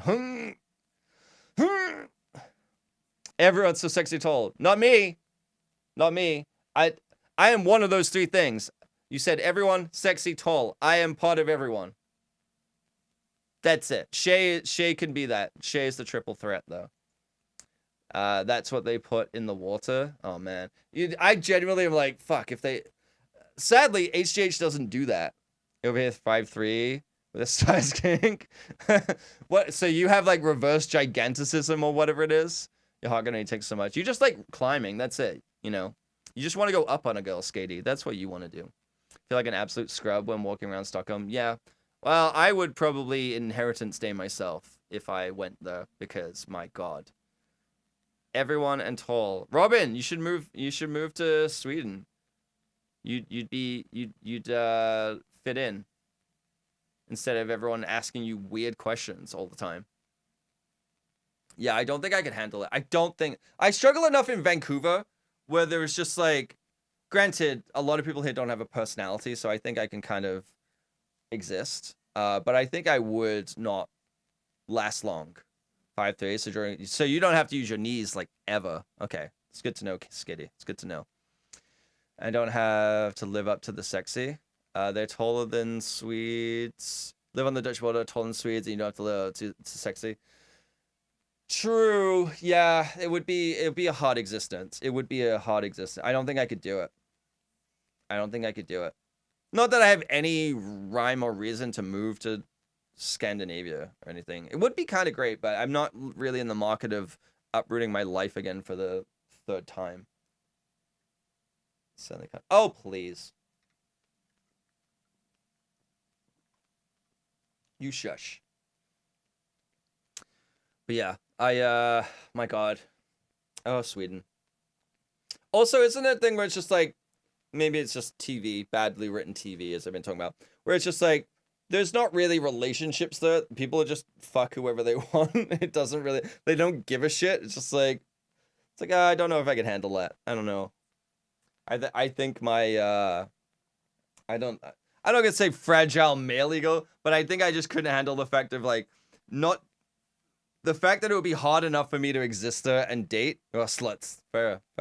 Hard enough for me to just exist there. I think knowing that that was happening with people who are significantly hotter in every single way than me, I think that's where I'd struggle. It's not like a frail, magical ego. I think it's just being frail.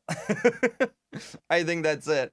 I think it's straight up just like, I don't think, although I don't know if it's better or worse if they're like going for like gross people or whatever, you know. It's like one of my exes would be like, oh, I don't really care about looks or this and that. I don't really care about what people look like. And I'm just like, all right, just tell me I'm fucking ugly. Christ. You know, telling me I have a great personality ain't the compliment you think it is, lady. The eternal college experience. Yes. The way you meet someone here is to fuck them first at a party or a bar, and if the sex is good, you go for a coffee. So it's the bonobo monkey approach, where they communicate through sex. Interesting. Yeah, I don't think I would, I could fit in. Menskady is oh, okay. I thought you were just describing Sweden in general. All right, what are we actually doing? We're 90 minutes into the stream, and so far we're into the T's. Go down to the T's. Okay, Trove. I've never played Trove. I wanted to play this, and then it was the whole thing with AI, and then Justin Roiland, and I'm like, I think I got this for free. I don't remember paying for it. Or if I did pay for it, it was before all that shit came out. Turing Test, I got that for free. That was a pretty okay game. That was a fun little puzzle game. I heard this was really good. The Turbo Overkill, but I've never played it. Train Valley? I don't even know what that is. Train Fever? What is this? Cam, are you hiding Hogwarts Legacy in the library? No, but it's definitely tempting. They keep sending me deals on it where it's like, I think it's like $14 Canadian. I'm like, fuck. But then I'm like, I don't want J.K. Rowling to get a penny if I can avoid it. Not that I really have a choice in that, because I'm sure she's making money somewhere, but man, it's tough. Cam, please, when are you going to play through canceled people's games? This would be the best YouTube. Oh my God. All these people were canceled, so I played their games. You know what? Not the worst idea. Okay, now we're in the thick of it here. What's that? You are a banana? I don't know what that is. We need to go deeper. I'm still waiting. Again, I was talking about this earlier, Shay. I have so many games lined up ready to go of like playing co-op games with you on stream. Either couch co-op or otherwise, but like so many games just waiting.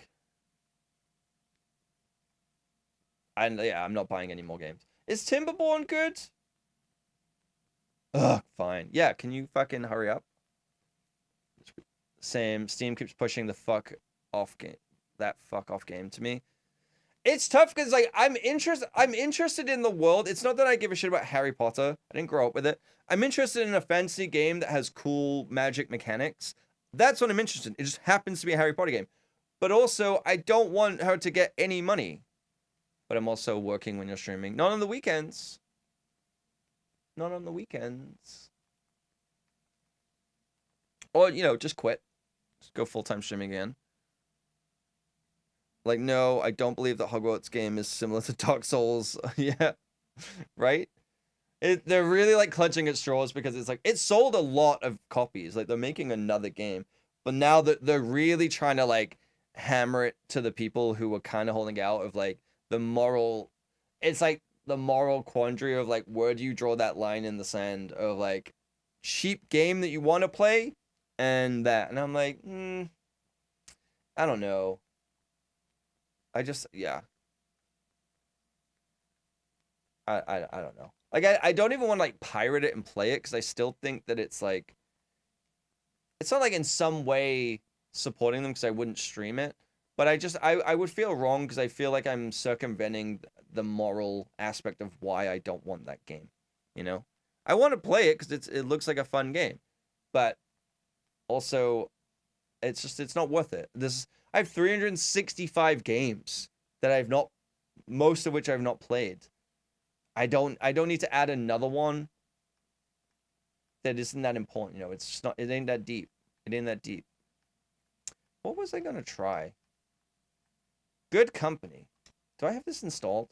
Okay, what is this game about?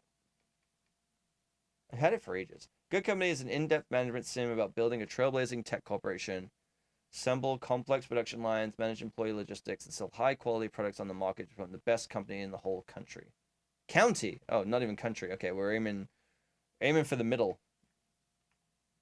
I think I'm gonna try this today. I know it's an early access game, but this has co-op? Really? I have not purchased an Ubisoft game over 10 years. When they released Viking 1, sorry, no, I can hold on to your conviction. Yeah, I'm also really spiteful. Okay,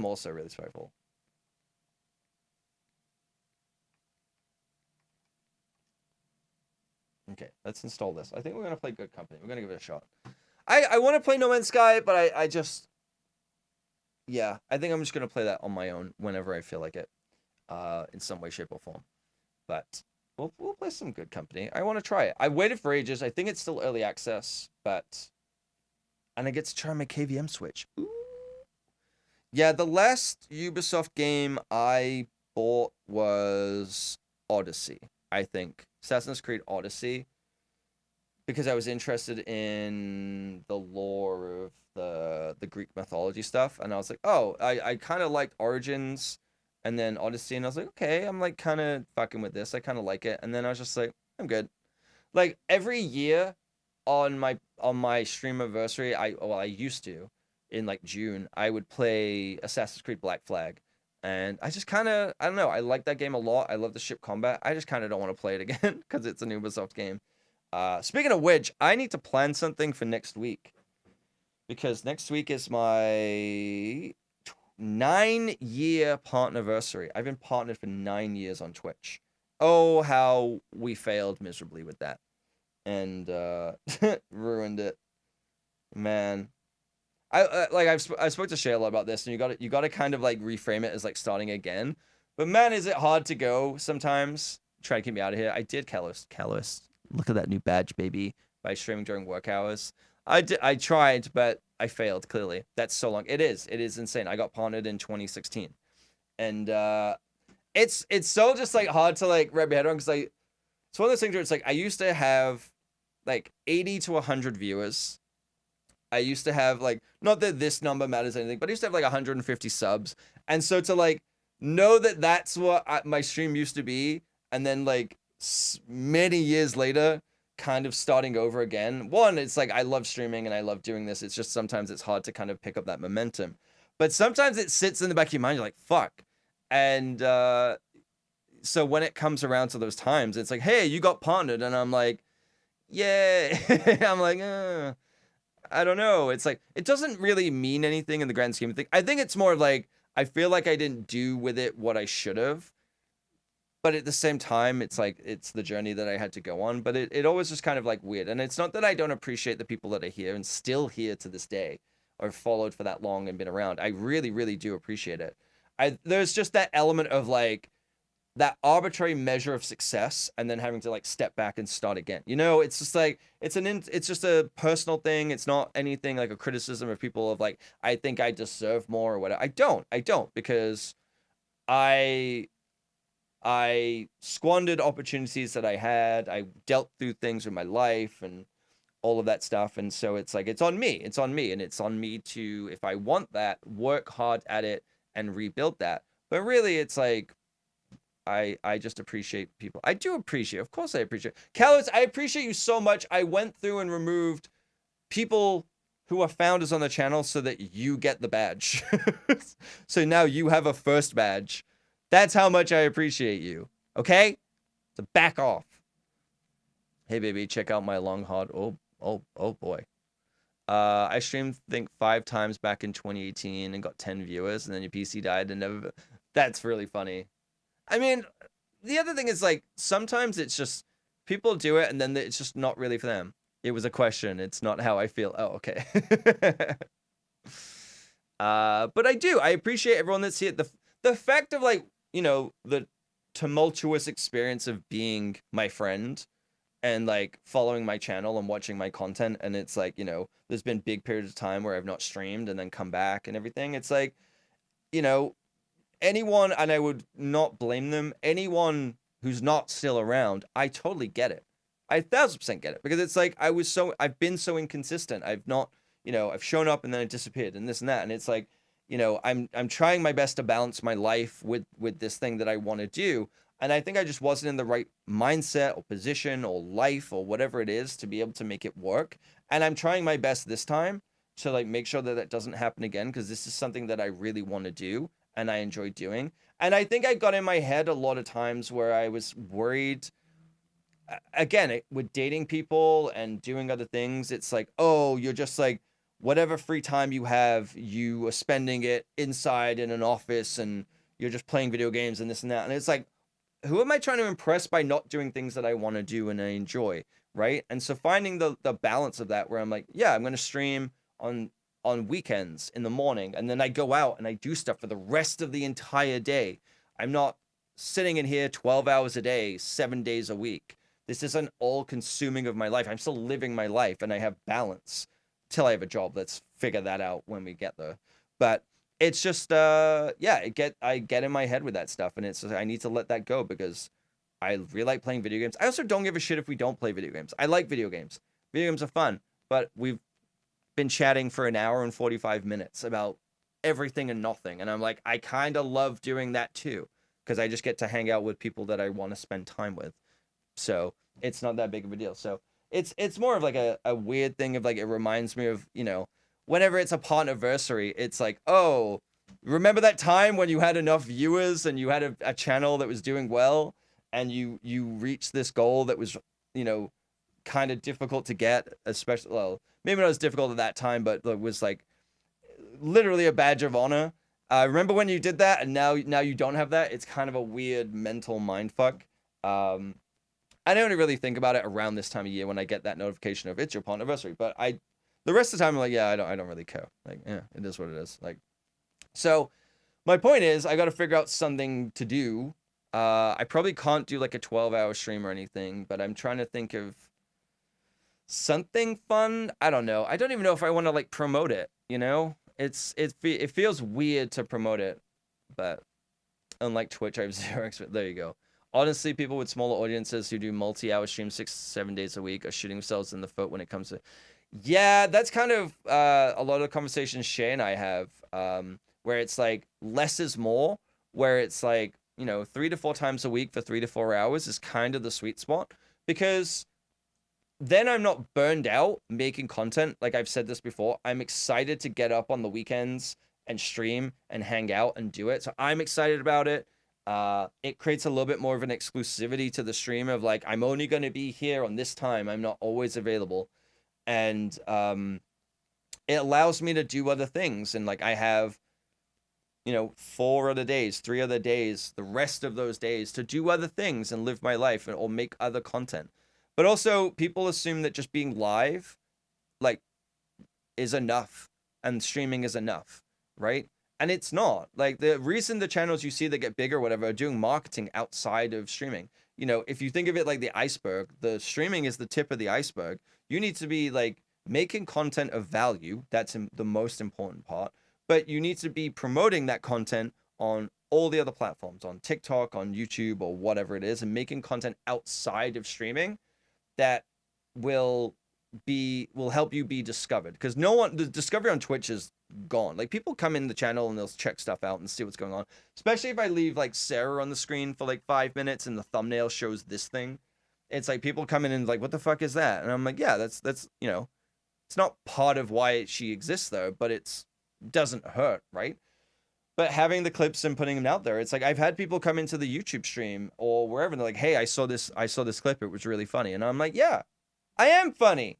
No, I'm not. But it's like that kind of stuff is important. And I think a lot of people don't think about that. Whereas like when I'm on Twitch and when I'm watching channel, like when I raid my friends or whatever, I don't. We talked about this a little on Monday. It's like I don't go into channels and sit there and just like go in and get my shout out and leave. It's like if I'm watching your channel, I'm there to watch your channel.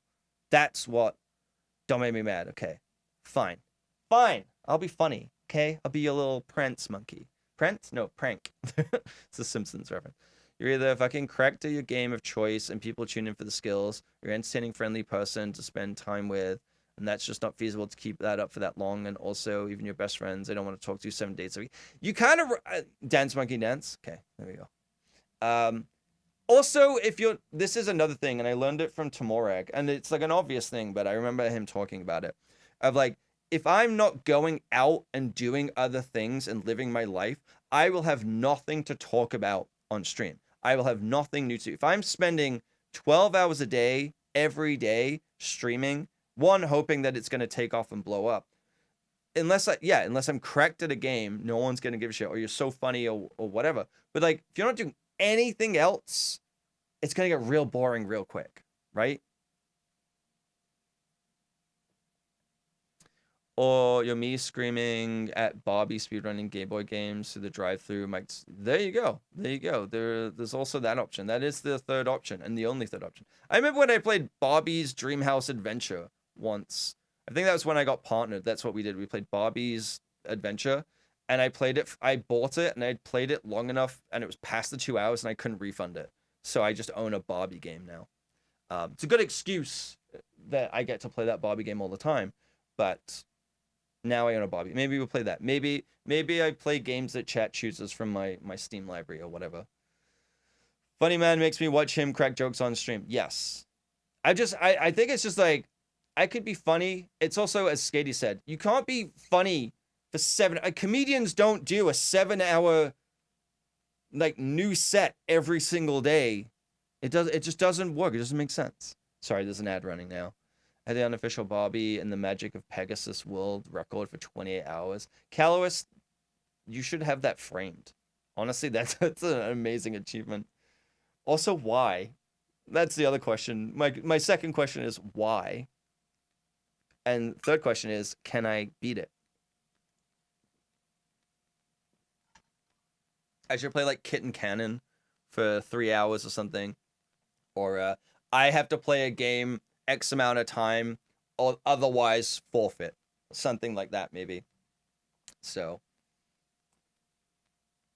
yes, easily, and because no one else would. True. Very true. If those games exist, and no one's playing it, it's very easy to get those world records. Again, I'm watching a video of people playing the London 2012 Olympics game.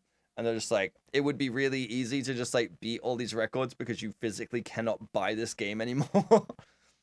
Speaking of loved ones, wow, Skatey, you're saying we're not your loved one? That's fine. That's okay. Have a good rest of your day. Enjoy your night. Go spend some time not looking at your phone and making people who do feel bad. So thank you for stopping by. It was good to see you.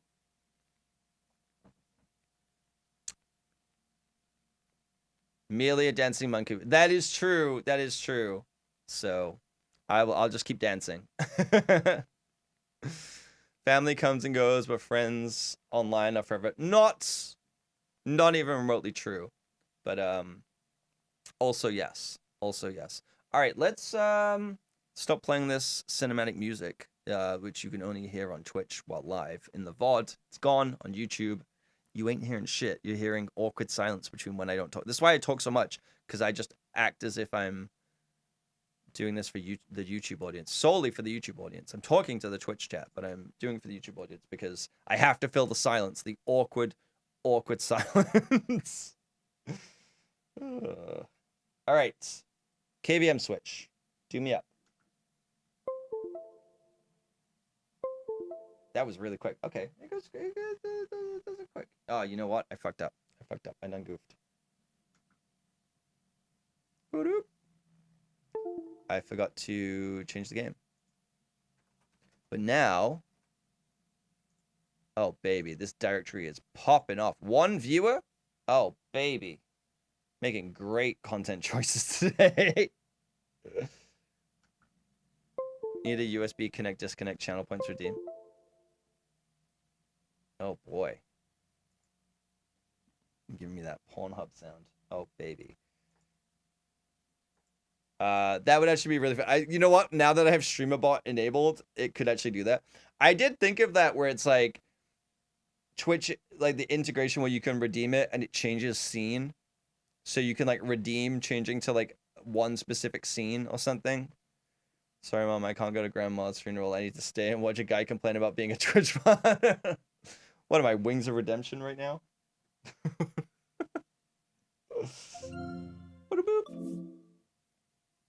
Why are you showing me Steam Deck? Sent to Texas gave me his on-screen keyboard. Okay. I guess because I'm in big picture mode. Big mode. You have a very oily pizza. What happened to the sushi? Or did you finish it all? I'm assuming you finished it all. But you know what? It's not the worst. I wouldn't say no to pizza. It wasn't, okay. It was both a really good, but also not the best stew last night. The reason I say it's not the best is I bought pre-made meatballs. Oh my God, that's loud. I bought pre-made meatballs, but they had like no seasoning in it. They had no seasoning in it. So it was just beef, I guess an egg or whatever it is. Because it was the same size and same amount of weight as the ground beef where I would have bought the ground beef and done it myself. And I was like, okay, let me try it. Let me give it a shot. I would definitely just buy the ground beef and do it myself next time because I can actually make it have flavor, not just taste like beef. But I made a stew where it was onions, carrots, celery, mushrooms. I used mushroom broth and veggie broth. I added some soy sauce instead of adding salt. And then I did like 1.5 kilos of, or like 1.4 kilos of potatoes. It spilled over. I had to use 2 pots. And then like 18 meatballs. So I'd like, okay, I have like 3 meals worth that I'm gonna eat from that. And it was so good. Like the sauce is so flavorful. I used a bunch of spices. So good. It's dangerous because I buttered a bunch of bread and I was dipping bread into it. Which reminds me, I need to enter my weight for the day. I know this is a weird thing, but I weigh myself every day and I track it. And today I went down. I'm 171.2. Yeah, I have a lot of spreadsheets. Even though my life is a very organized mess, it's chaos, I have a lot of spreadsheets. Don't you have phones? Wow. I ate it, it was delicious, but I do watching him on 2000s 98-inch OLED. Can I have that $20,000 98-inch OLED? That's actually pretty cheap. So I'm pretty sure they're way more expensive. I've thought about this of like either getting a laser projector if I ever, have a place that I could actually do this where I own it and I can hack stuff. A laser projector, but I want a short throw projector, or just going absolutely balls to the wall and buying like one of those massive LG OLEDs. I kind of think that would slap. Surprised you even know who Wings of Redemption even is. You don't even play COD. Because the only things that go viral in Wings of Redemption is him losing his mind that he doesn't make enough money from streaming or subs, and people should sub to him, and he's not got enough viewership, even though he had like 500 viewers. And I was like, what the fuck? This is so weird. I'm not gonna complain. When I say of like, oh, I used to have like 100 viewers and now I don't, it's not a complaint of like, I think I deserve that and I should have more. It's more of just like, man, I had a really good opportunity and I didn't know how good I had it. And I kind of squandered that opportunity. But at the same time, I think I'm in a better place where I won't say I make better content now, because I think I understand and appreciate my stream a lot more and doing it for better reasons. Not that I was doing it for the wrong reasons before, but I think getting to immerse into that streaming world clouded my judgment on what was motivating me to stream. And like, again, talking about data-driven content, talking about data-driven movies and everything, suddenly that became more important in my mind than it did about just making the content. And those numbers would affect me in such a negative way. Like if I would be like watching my view count. I mean, Cam 4 a.m. shit. Oh my God.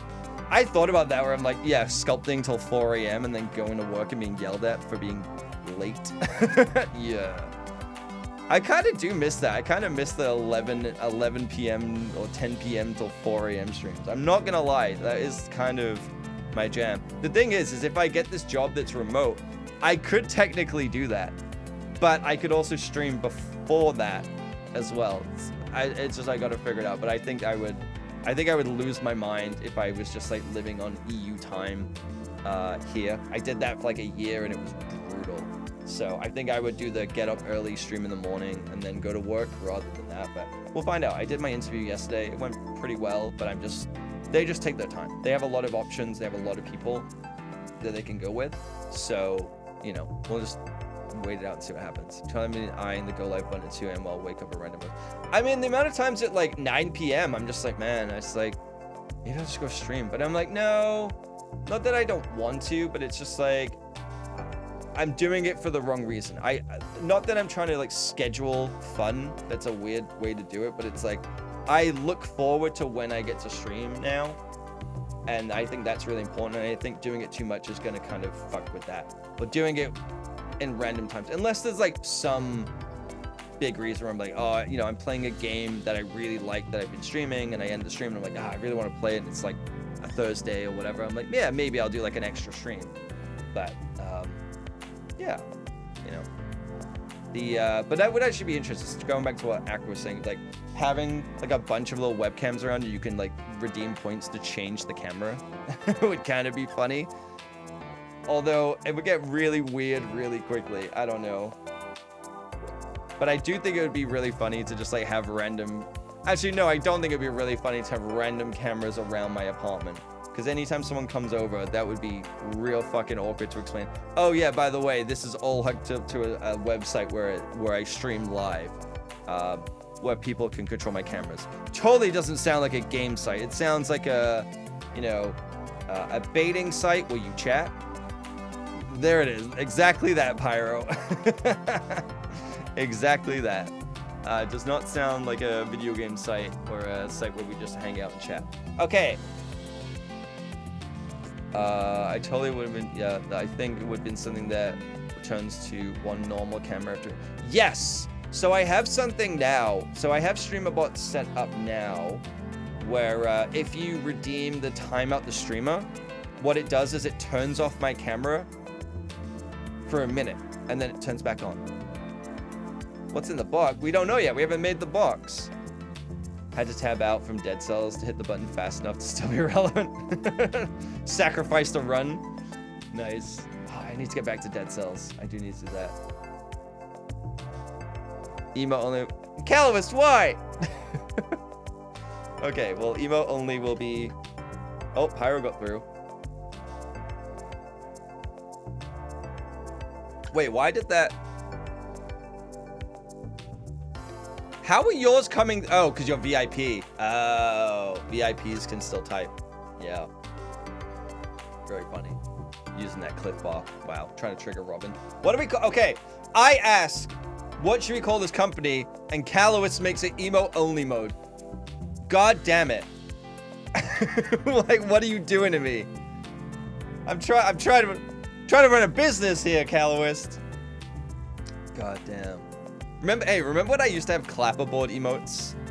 And then Twitch stole my idea and then made all of the clapperboard emotes free. Name it Jiggle. Should we name it? There we go. Okay, there's your minute of emote only mode. Use it. Put it to good use. Let's call it Jiggle. Jiggle.ai. Let's go. Let's see what options we've got for this. Oh, it's got to be a rocket, maybe. Oh, Wings of Redemption. Is it in this game? No, that's got to be the thing. Company name, emote only. Dumper AI. The thickness.io. Colors. I kind of like the orange color. This is kind of like my YouTube banner colors. Elements. Oh, okay. Design. Yeah, I kind of like that. I kind of like that. Jiggle.ai. There we go. Jiggle love. Oh, baby. I think it's really funny that I have Jiggle as a BTTV emote, but also an actual emote. And also an additional emote that is also Jiggle. 20 message deleted by... Wait, what happened? 20 message was deleted by a moderator. Oh, Callus, why did you get timed out? Did you time yourself out? Did you use the time yourself out thing? No? What did you do? Why did you get timed out?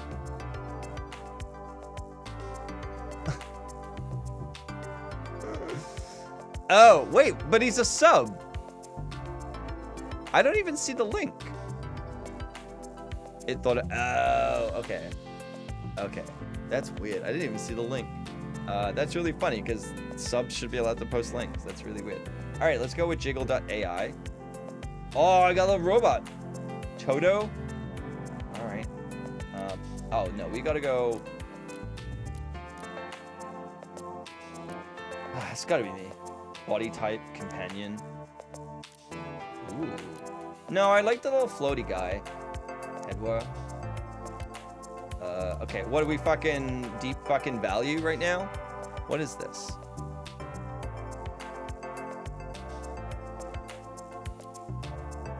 Gotta name yourself Bo Jiggles. Mr. Bo Jiggles. Okay, we're going as deep value. Glasses, facial features, mustache. Gotta have a mustache. There we go. This definitely looks like me. Upper parts.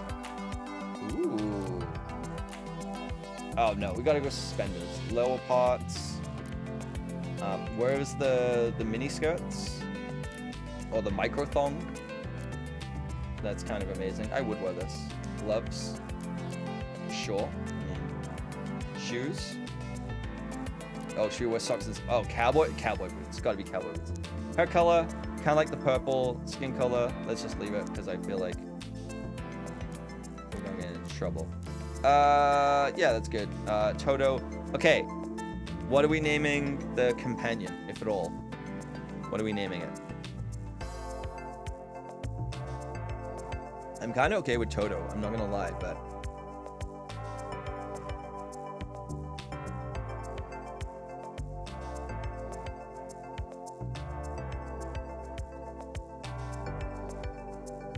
Gotta come up with a name.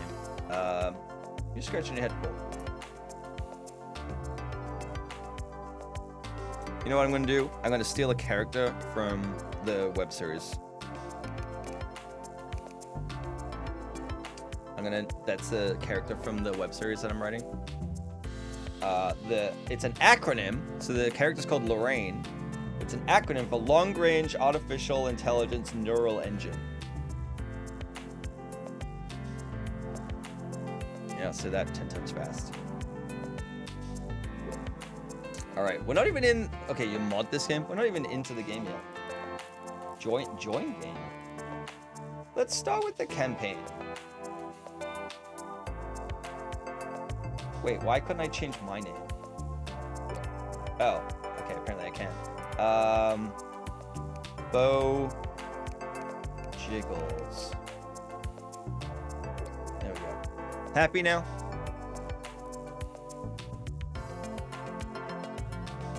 After many years away, you're back in Good County, proud home of tinkerers and tycoons. Upon your return, you discover that ruthless global corporations have brought a loyal industry to... I like that I'm like, I don't want to read the news. It's kind of like depressing. And then this game is like, ruthless global corporations. Now your fellow citizens are in need of jobs and someone to offer them a bright future. You've been hired by the Federal Bureau of Industries to get local economy back on track. The consultant will contact you. Does he work for Doge? Okay, returning home. Hello, this is Kerry Goldfield from the Federal Bureau of Industries. I just want to confirm our meeting at your father's garage, a good company instructional program. See you soon. Hopefully you're ready for this. Okay.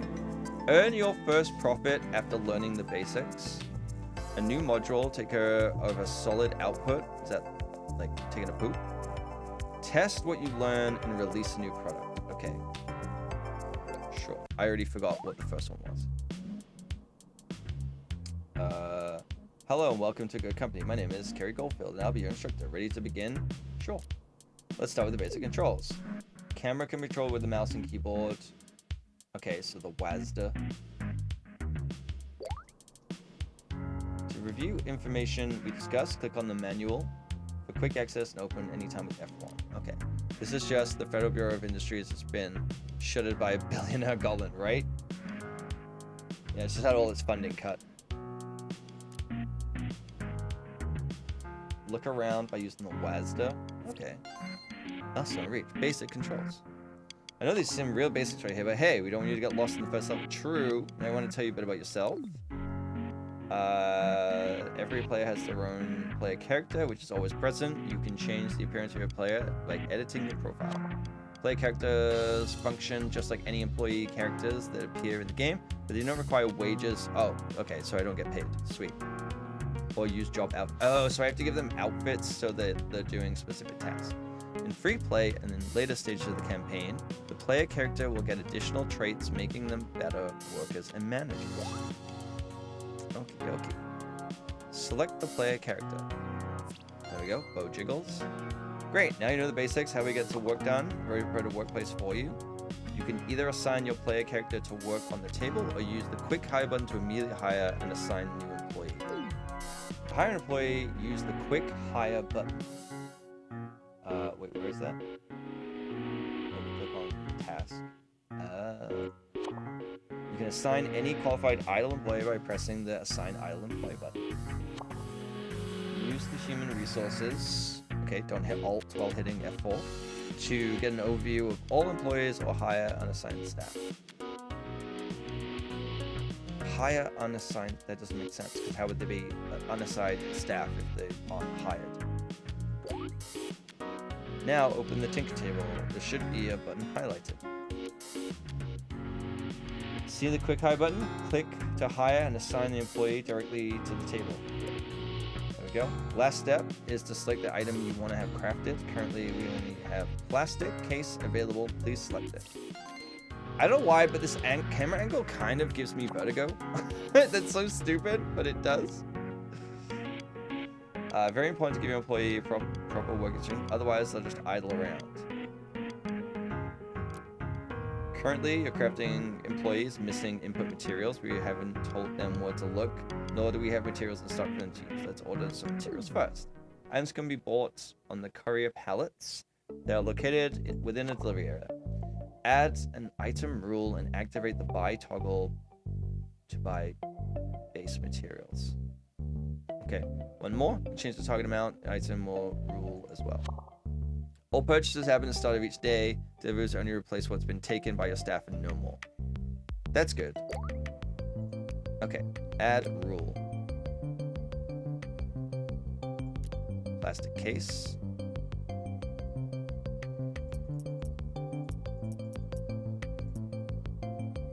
I feel like this is too many, but it's also kind of funny. Okay, is that it? I selected the wrong one? Okay. Oops, how do I go back? Okay, well, I wasn't paying attention to the giant circle pointing me what I was supposed to click on, okay? Great, once the material is delivered, your crafting employee will begin working. Next, the employee will need a place to put down the finished modules. We'll have lots of options eventually, but for now, let's sell what we've made. Items can be sold on the pallet. The located delivery area.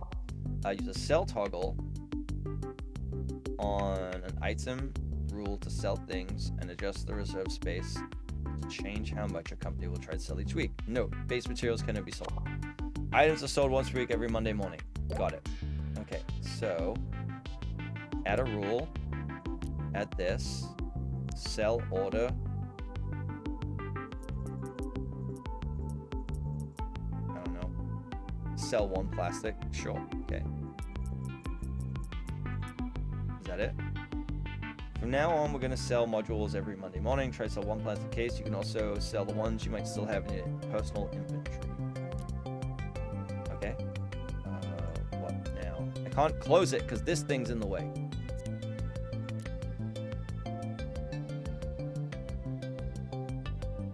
Yeah, we're going on break. That's what we're doing. Takes them as long as time. Sub should be able to. Thank you, Toxic. I don't understand why that wasn't. Maybe it's because I changed bot. I don't know. Thank you for doing that.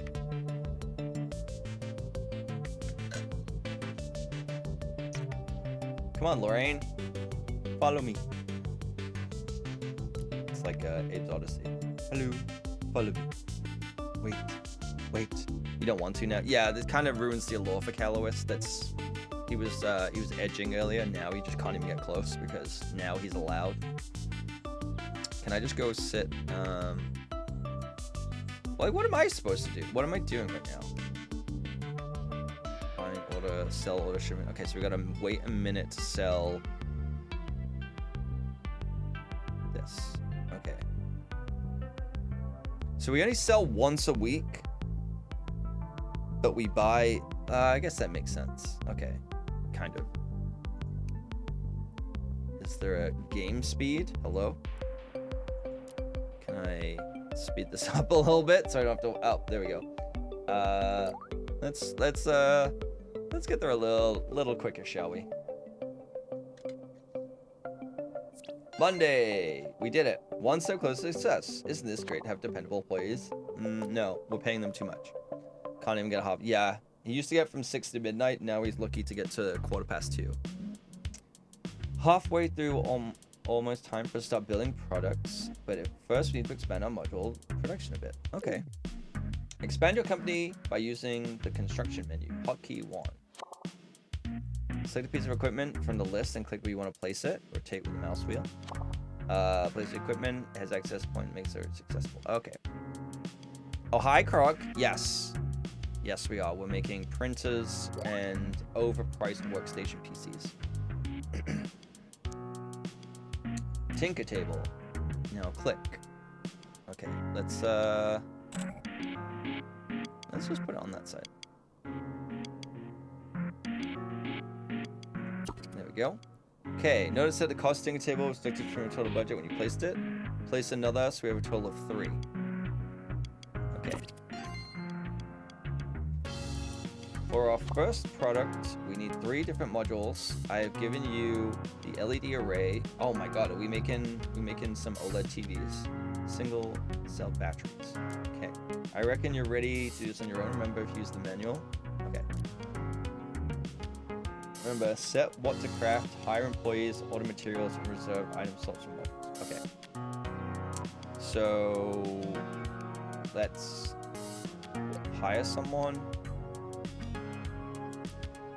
Get them to do this, and then let's add a LED array, and I guess single cell battery. Go away, you're in the way. And then we'll hire someone. That, and then I guess this.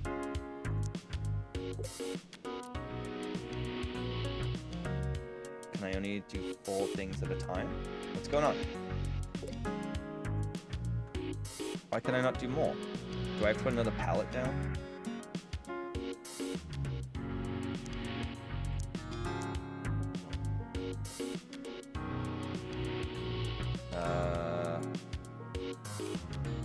What's going... What am I... Logistics only?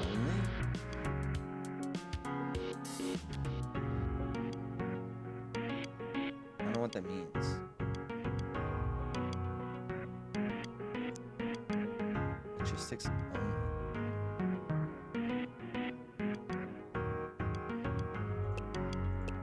Wait, what? This is... What am I missing here? Okay, so you need... Crafting costs.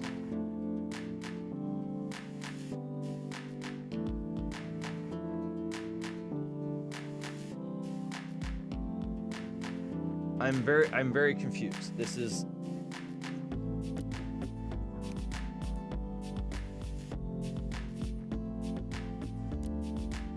This was pretty straightforward. It chose this. This requires plastic. Okay. This. Oh. Right. Okay. Chemicals. And then.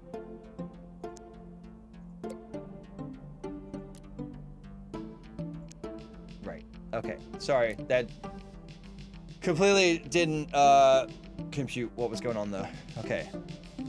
Croc, hopefully you're having a good day. Alright. I'm gonna let this run. I'm gonna run this at real time.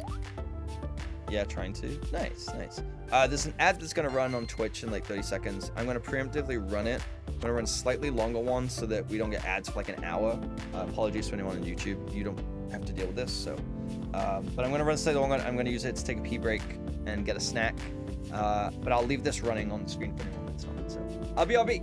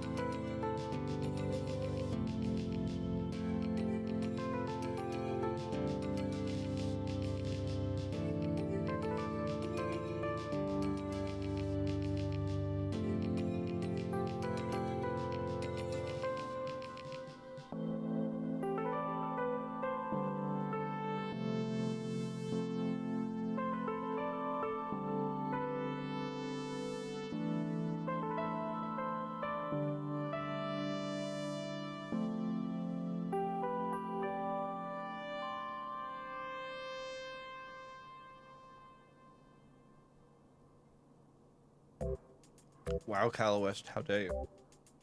Coming into the YouTube channel, yelling at me. Yo, what's this guy doing? Wasting your time. Intentionally wasting your time. I actually almost finished the entire Cliff Bar on that break, so. Thank you everyone for your patience. Sorry about that, but now it means we got an hour free of ads on Twitch, so. Yay, and I had a snack. That's all good. Well, lunch really, but. Okay, so the job is done. Good to see you catching up on all these new concepts, and we're ready to talk about assembling products. Oh my god.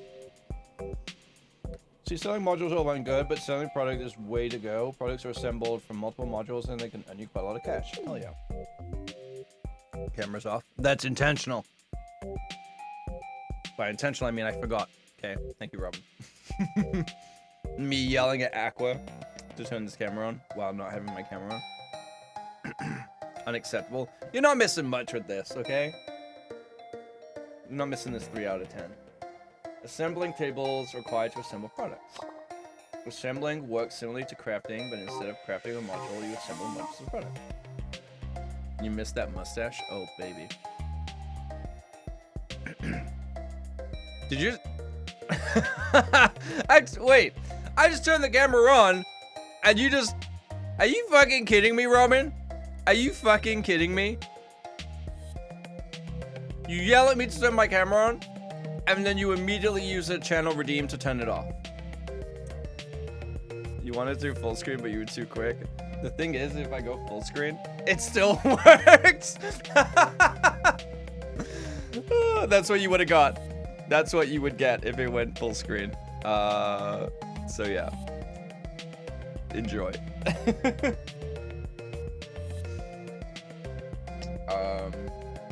Next time. Yeah, now you know. Yeah, what it does is it turns off the I'm using my hands if you can see them. There we go. Hi. We are so back.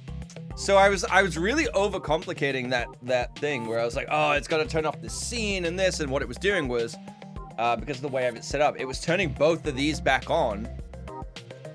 And I was like, oh, how do I do this? And I went, wait, why am I doing it this way? Just turn off the camera source. So it turns off the camera and it turns off the little overlay, and that's what it does. But I've done the point. Yeah, I'm sure you have a lot of points as well. Assembling work similarly to crafting, but instead of crafting a module, assemble it into a product. Okay, assembly times vary. Okay. Oh baby. All right, handheld assembly table. That makes no sense. Okay, we'll put you against the wall. Okay. Calculator. Oh, we're making calculators now? Oh, baby. Modules are already available on the courier palette. What's missing is an item rule for a product. Notice that a sell order set automatically when you created the rule. Okay. I don't know what this is. Overrides. What am I supposed to do? Set a sell order for the gold goods. Okay, a calculatrice. Assemble 3 calculators. Okay, so... Alright, I can speed this up again now. It's Tuesday, so we got a week. How many points do you have, Roman? I am curious. It's got to be a lot. Maybe it's not as many as I think, but it's got to be up there. I should actually like add stuff of value. I turned off some of the fitness 58k. Okay, so it's not as much. I thought you'd have like 100k. But I guess I really didn't stream that much last year, so kind of makes sense. I turned off some of the fitness redeems because I fucked up my shoulder, so I can't really do some of them.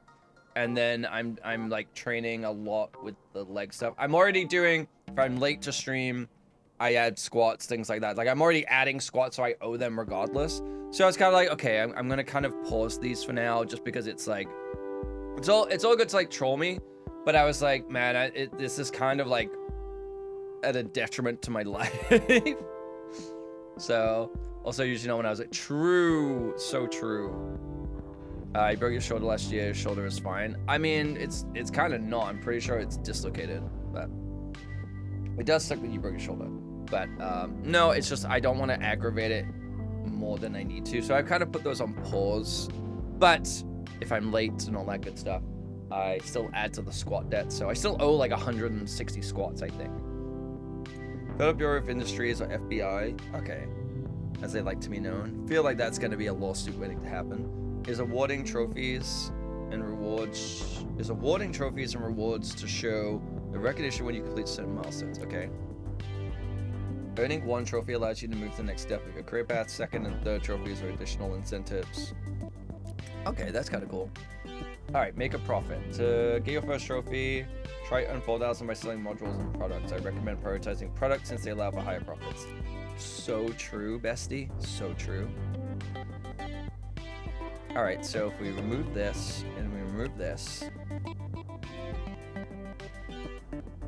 Okay, we're already like almost there. We just gotta get one more week done. What were you doing again that you broke your shoulder? How did you do that? One thing I gotta need to figure out with StreamerBot 2 is it has like a multi-chat also, but there's like a weird thing with permissions with YouTube. So it needs to like reconnect to YouTube every single day. But I want to use that instead of Caster Labs in OBS for the multi-chat. And I think I'm going to make it like chat a little bigger on screen in the bottom left corner. Because it's kind of, I have it smaller right now because I don't want to impede the overall screen. But at the same time, it's like I would like people, if they wanted to be able to read the chat. Like it's not that big of a deal. So I've got to figure that out. Got a couple of things I need to do. Okay, I thought this would have been much faster, but I guess not.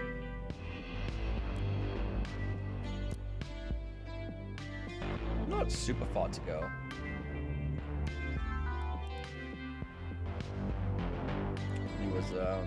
Were you furiously listening to Creed? Were you 6 feet from the edge, Callowist? Robin sent me this video on Instagram of these guys measuring the 6 feet from the edge and the 6 feet down. And they're like, yeah, it's really not that far. Yeah, it's not that far. And it just keeps going on and on and on.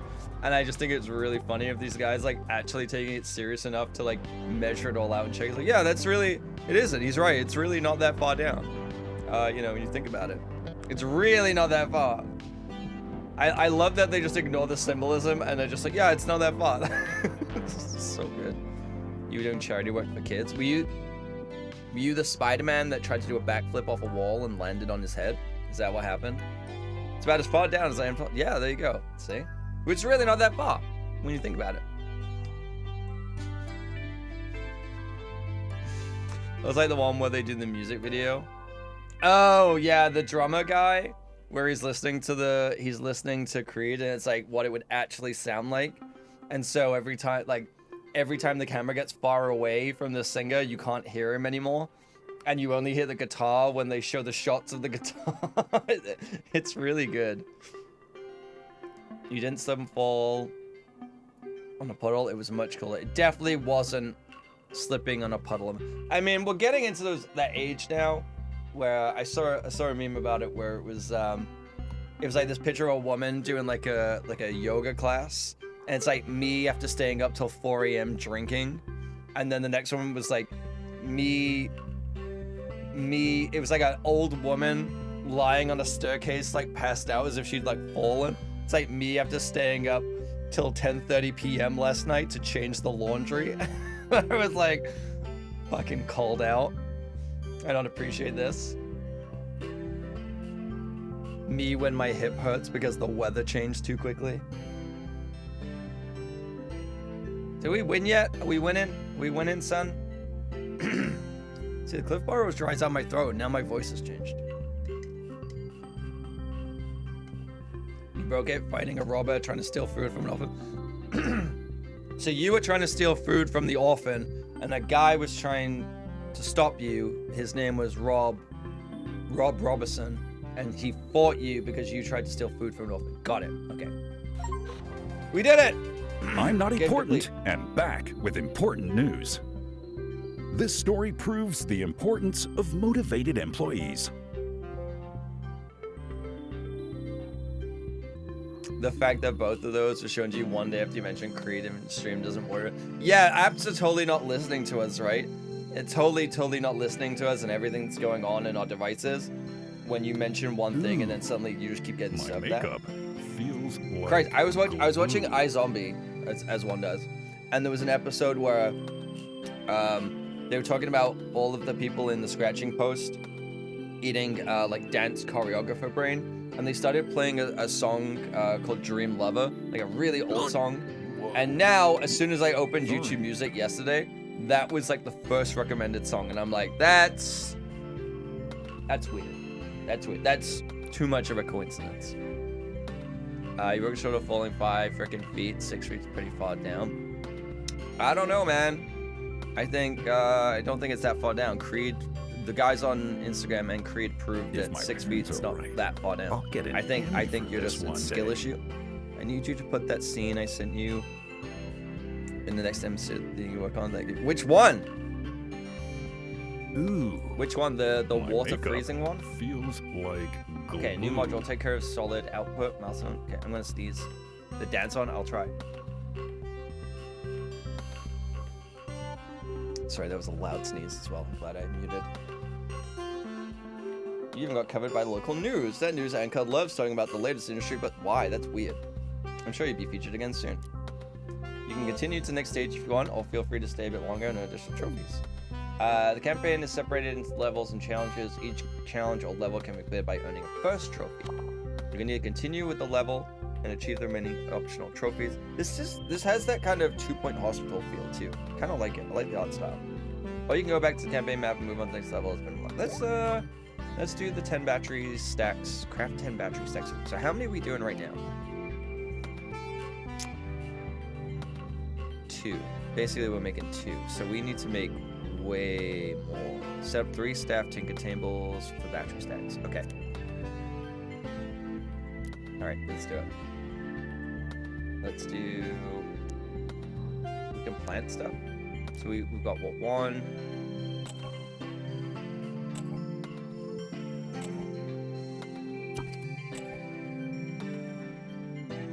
Let's do.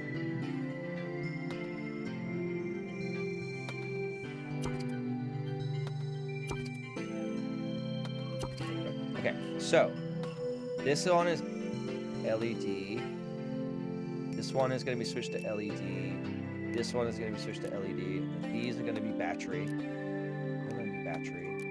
They're going to be battery. We're probably going to need more. Oh no, we're doing pretty good on that. Okay, and we're going to need another assembler.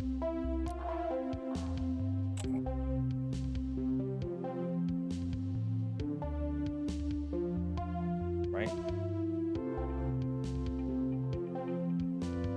Maybe?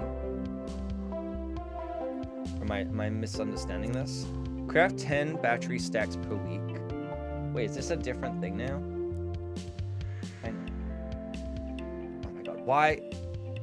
Okay, so I can't, thank fuck I can move that. That was driving me nuts. Why would you put it behind there by default? Captain America and Bucky naked dirty dancing lip scene. Oh, that one? Yeah, okay.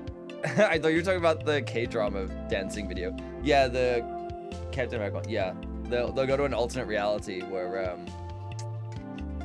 like it's a dance universe or something. With the tango where he's like clicking his fingers.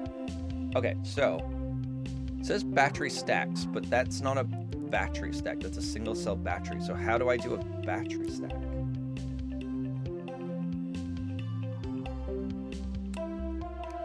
You know what would help? Hiring someone to do this. Pretty sure I need one more person on here too. There we go. Okay. We could make a cha-cha-cha and baddies get hip checked left and right. True. I mean, MCU's kind of jumping the shark anyway. They're overdue for a musical superhero movie, right? That's usually what happens. Missing inventory reservation in zone. There is nowhere space in this zone for the item used by this station. Either place additional shelves. There is nowhere space. What?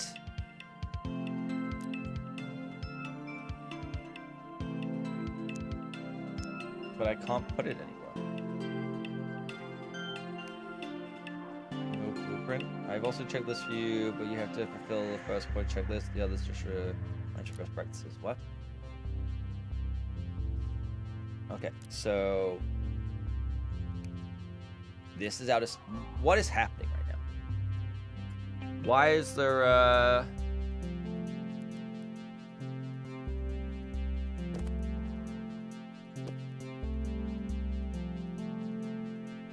I don't understand. Battery stack. Craft 10 battery stack per week. A single table will not be enough. Try to think big. An item was crafted over a week ago. It got removed from the count. What? Okay, but it won't let me put shelves in.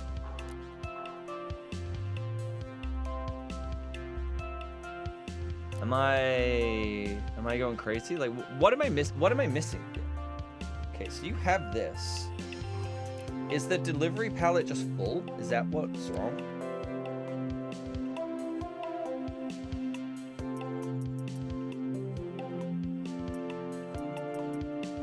Contents don't match the logistical. Okay. Oh my god. All right. Ah.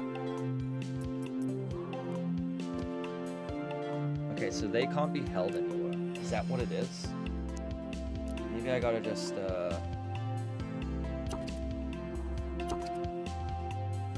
don't know.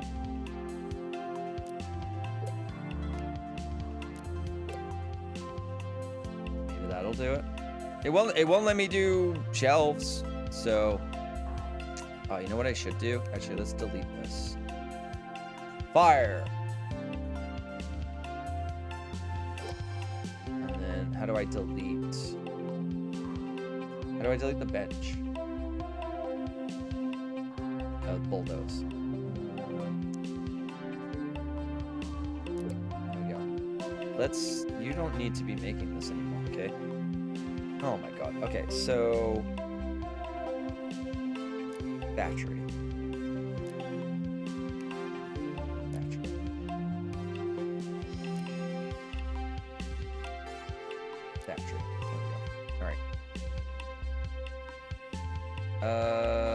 And then I don't know. What do you make it? Let's just do this. Let's just switch to battery. We're all gonna be battery men.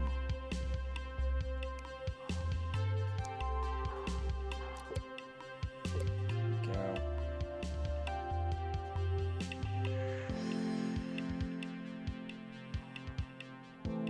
What's the problem? There's no... Is that supposed to say no more space? Okay. Add rule. Battery stack. There we go. What's the problem?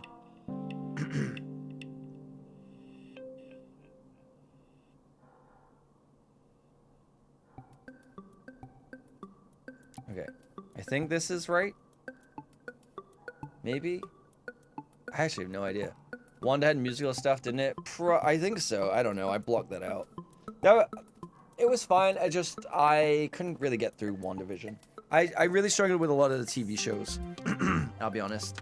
I didn't finish Hawkeye. I think I watched like 2-3 episodes. I watched 3 episodes because I worked on episode 3. And then I was like, okay, good. Like, that's it. I did finish Moon Knight. Moon Knight was okay. But... I don't know. Who knows what's gonna happen in the future though? Because they're definitely still making stuff. They're like way too much MCU stuff. Yeah, you know what? I think that they realized that, and that's when they were like, "Okay, we need to scale back." Because when the Marvels came out, the Captain Marvel sequel came out, I think a lot of people were like, "I have no idea who these people are. What is going on?" Like that movie opens with Nick Fury in a space station, surrounding all the stuff, and I was like, who the fuck is the child? I kind of knew who I guess it was Rambo. I don't know. From WandaVision. But I was like, why did she have powers? Because I don't think I finished that show. Why are they in space? Like, I was like, what the fuck is going on? I had no idea what was going on. It was so confusing. Just not like in a story, it's clunky way. Just like, and that was the problem. Is like, you expected people to just like watch all of the shows too, as well as this, and thought you could get away with it. And it's like, now the general audience is like, I don't know what this is. It used to be you watched a movie and you could kind of follow along. Maybe you've seen the other movies, but to commit to like a 10-hour show, like, or several shows, to know what's going on and know who these people are is kind of wild. I think they realized that in the Doctor Strange sequel, where they had to basically replay the Wanda, whatever happened to Wanda, but then it also kind of just abridged it and didn't make sense, and also was like, well, if that's all it needed to kind of tell people what's going on with Wanda, then kind of makes the show redundant a little bit. A lot of this stuff is unwatchable now because you have to watch 10 different TV episodes, 10 different movies, and so yeah, they kind of shot themselves in the foot with that. I'm not saying it was a bad idea to do the TV stuff, but I think things like Shield, Agents of Shield, kind of approached it in an interesting way, where it had a TV show based in the universe, but it wasn't about the main characters. It was about other things. So that way the movies were their own thing and whatnot. And then, yeah, just, you know, there's the whole thing with like Vision. Vision is now like a AI. Like, I don't know. So like the next movie, I'm like, I'm not going to know what's going on. This is why I never got into the comics all too much. Yeah. With the comics, you just kind of have to pick one and kind of stick to it, right? That's kind of the only thing you can do. I don't think I'm producing enough. I think I need more. I think I need to get rid of this. And I need more of these, because... How do I... Because, okay, so these guys are like carrying stuff around that they're not getting rid of.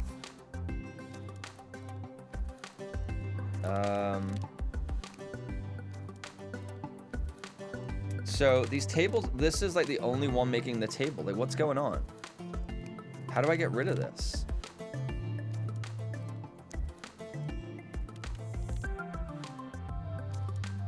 Okay, I'm gonna get rid of that. There we go. Buy order. Let's get rid of that. I don't know.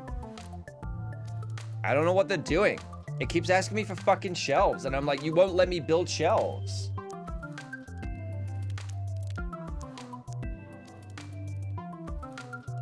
Like, they won't put stuff down.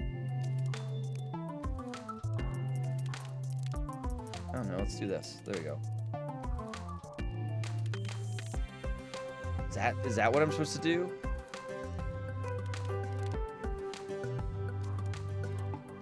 Okay, it's Monday, so I should have a full week. You'd have to spend $1,000 just to get started. Imagine if you comic book fan now. Yeah, to like go back and like even like break in. So that would be insane. That's why I just stick to Constantine, because at least it's not some massive multiverse. Yet. Yet.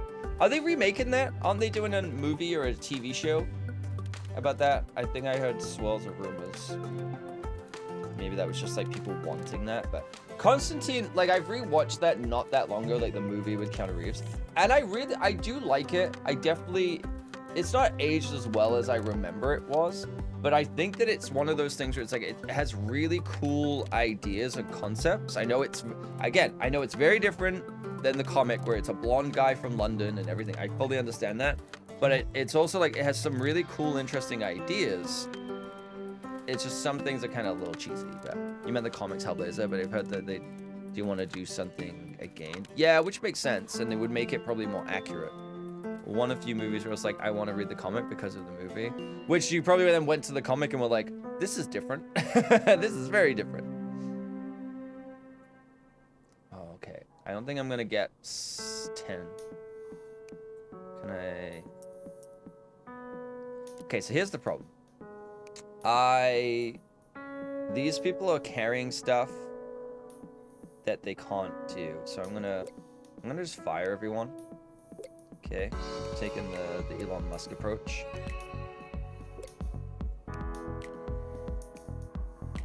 Okay, so we're gonna fire them. Then we're gonna hire someone here. Hire someone here. Because I think those characters were just stuck, right? Those characters were just stuck. I'm gonna get rid of this because I don't care about this anymore. Okay, apparently I can't get rid of it while someone is. It's great to see you mastering the test on your own and comment. Okay, great. It's just one thing to do. Create a new blueprint view. For this, you need to change your production. We still have a lot of room to use. Okay, yeah.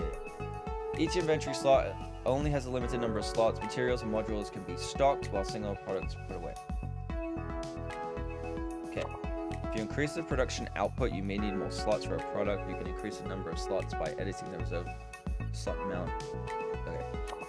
It's possible to reserve slot for items while something else is still there. Those slots are marked with a red outline. And, okay, I'm kind of half paying attention to this. Wait, this is... I thought there was just a couple things to do. Second trophy is yours. There's one more trophy. What is the last trophy? Okay. Assemble 6 Calcatron products a week. What is a Calcatron? Okay, we'll switch to this. So now you need batteries, this, and plastic. Okay. So, this, you can do LEDs. This, we can do plastic trays. We're probably gonna have to increase the amount of these we buy. So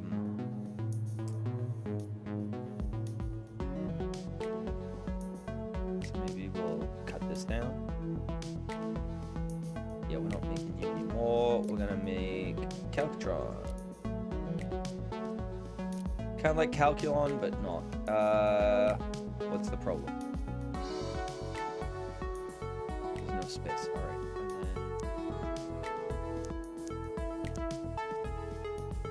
Okay, I was kind of paying attention, but where is the other table? It said that I could build more of these. All right, we're on to the manual. Oh God, splitters. No. Blueprints? Nope. Let's see.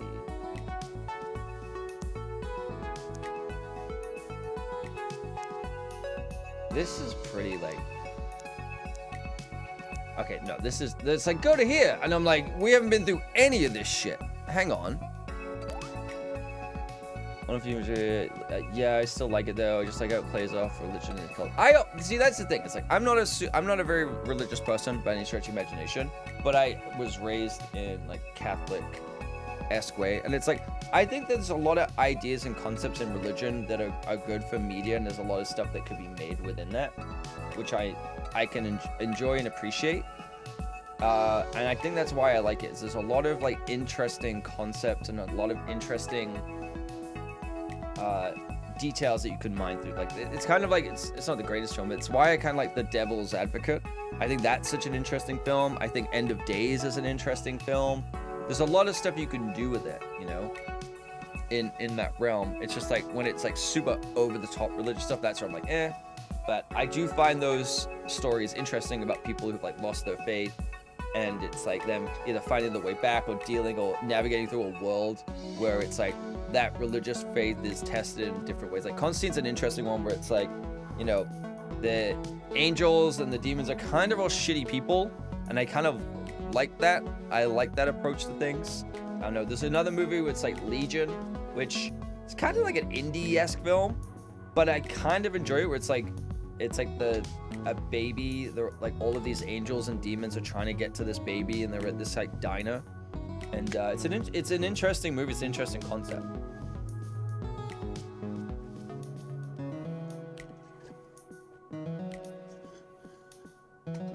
Sorry, I still want to slurp in my drink. This area. Okay, what? I feel like the game, I know I skipped over it, so it's on me. But I feel like the game gives you like a tiny bit of information, but the thing you're actually supposed to do is way more in depth. Like it said about I can make more of these pallets. Unless I misread that. I can make more pallets. How do I make more pallets?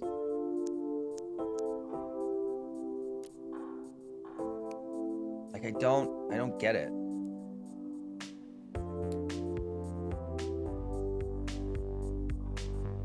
Do I have to like have it as a sell option in order for it to be stored here? Maybe. Cause like, and then yeah, what does this need? And then I guess I need to add, I've already added a Calcatron, which is a sell order. Yeah. Like, I don't even know if I'm doing the right thing. I don't fully understand if I'm doing the right thing. Assemble 6 Calcatron per week. Okay. takes 1.5. So we need another. Yeah, we need another one of these. I'm gonna quick hire and then make a Calcutron. Okay. That's like the last thing. Okay, so we're missing LED arrays. No, would have helped if I'd hide someone. And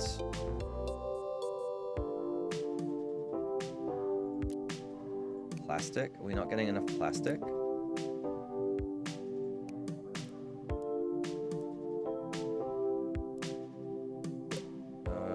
Maybe for this.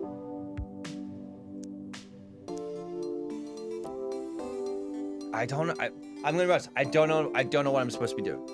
I don't know what I'm supposed to be doing. I don't understand. They're all standing around holding boxes. Why? Because this is saying we don't have the LED arrays. Oh, okay. No. So we need to buy this. Okay.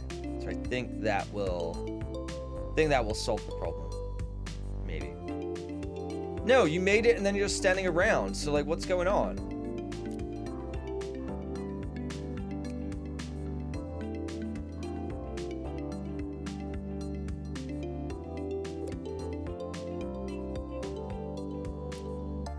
Am I doing something wrong? See, this is what's confusing me. It's like, this is like this palette, but I think you have to add a rule so it can be stored here, but it's... Yeah, I think that's what's confused me, is this is where you sell stuff, buy stuff, and store stuff. I think that's what's throwing me off. Okay, I think we're gonna do it. I think we're good. I think we're good.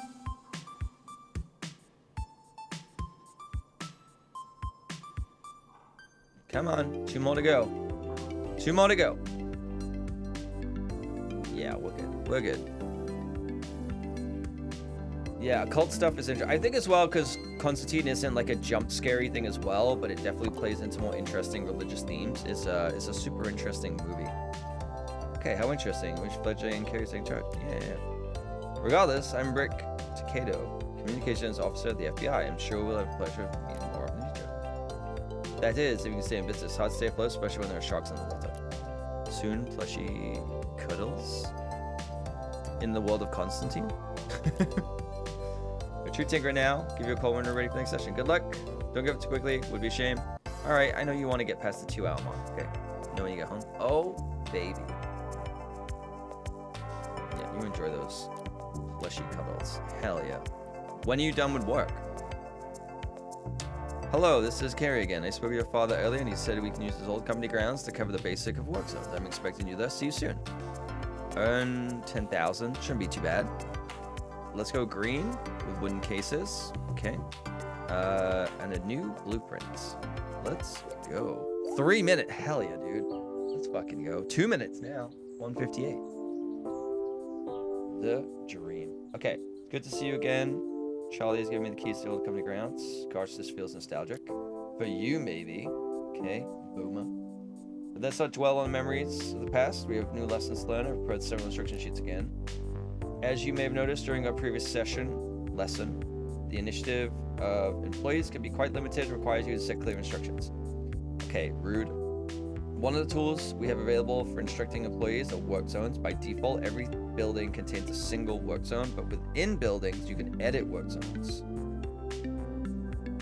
Okay. Work zones are very useful for structuring your company and keep production and logistics separate. You can only place equipment within work zones and can only exist inside a building. Okay, that's kind of useful. By default, each building contains one work zone, but you can set multiple work zones very easily. You can draw the next zone on the floor, expand existing ones, or erase them. Work zones have customizable name and color for better organization. Beautiful. It's like a sticky note pad thing. All right. As you can see, there are already work zones in here. Click on erase zone. Try and remove part of the work zone. Okay. There we go. Most equipment cannot be built outside the zones. Try and add a new zone. New zones can be added on empty and or so you can overwrite as well. Okay. we go. Okay, that color choice is terrible. You can extend existing zones, choose extend zones, and start dragging from within an existing zone to another zone or empty tile. Okay. There we go. You can change the name and color of zones. Feel free to play around a little bit. When you're done, click on this text to proceed. Done. I reset your zones and lock them for... God damn it. God damn it, Carrie. Unlock it. Since I need to explain a few things to you, keep editing them later when you have better grasp of what's... Oh my god. It's like working at a supermarket all over again. This is how to stack a shelf. You put a box on the shelf. Now, let's go through it 74 more times. We're missing a delivery area in our main building, which contains Zone B. But don't worry, there's a small delivery building area nearby, Zone A, up here. Contains delivery area needs to buy materials. Note that delivery area is not a zone and also not the name of a zone. Delivery area is simply marked space in a building in which you can set, buy, and sell orders on courier pallets. Okay. We'll connect both buildings via courier routes so that we can purchase materials Zone A and craft materials in Zone B. Now build courier pallets. Please add one. You can now build courier pallets. Please add one in each zone. One in Zone A and one Zone B. Okay. So we want to add a pallet here. And we want to add a pallet, I guess. Sure. I'm going to put 3 down because I'm a rebel. Place orders for metal, plastic, chemicals, electronic parts on the code. Okay. Maybe I'll add another. There we go. Okay. Plastic, metal, chemicals, and I guess this. There we go. Now add item rules for material. Why does it stop behind this? It's so stupid. Okay.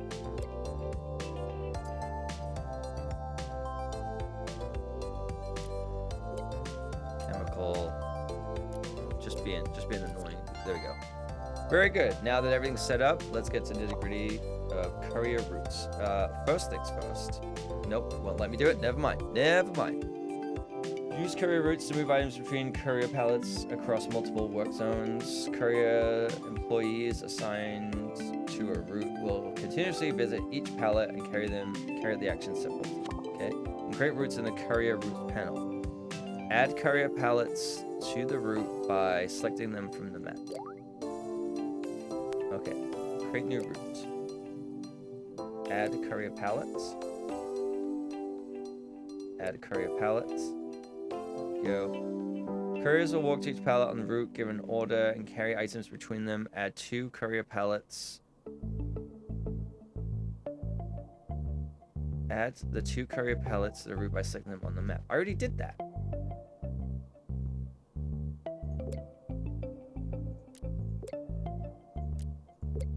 I don't know. Go. Did I do it? Is that... Wait, not... What am I...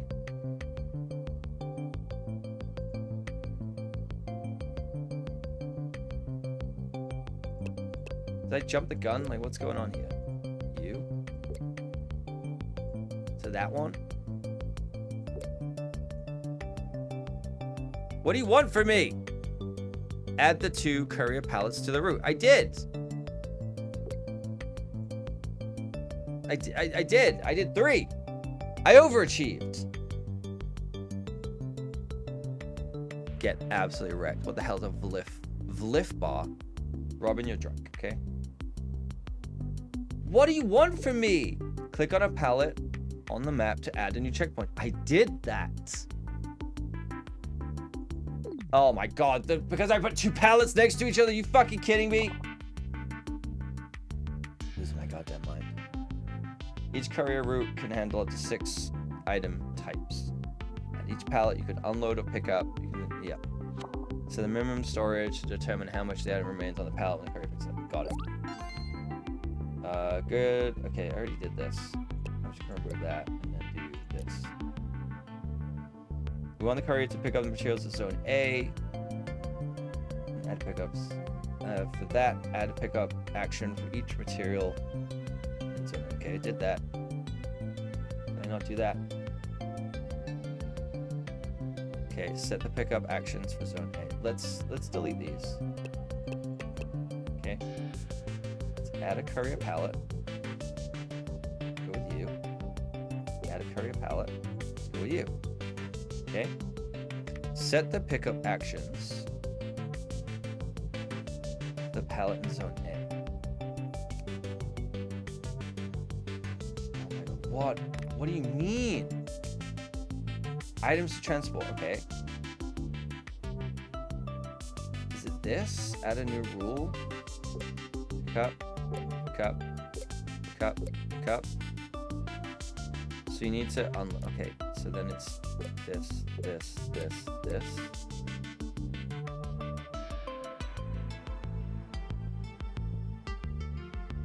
What? Set the unload action. I did. Unload. I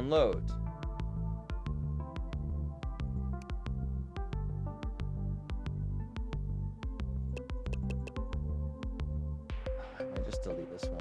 I feel like I've like messed up a bit. Apparently I can't delete it. That's great. That's great. That's great. That's great.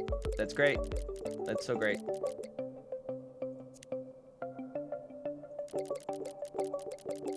Beautiful. Love it. Unload actions in zone B. Oh, did I fuck up? Have I fucked this up now?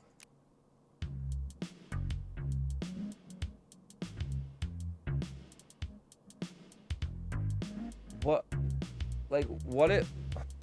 Set the unload actions for the pallet in zone B. I did that. Zone B. Courier pallet 3B. This one. Right? Unload. It's done. What do you want from me? I genuinely don't know what it wants from me. I'm just gonna hire a courier. There we go. Done.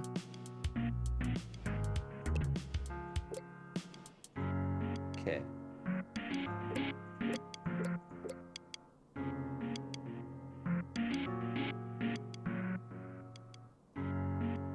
Am I going insane? I'm literally doing exactly what it's telling me to do. Pick up items from A. It's you. You dumb anus. Courier pallet B.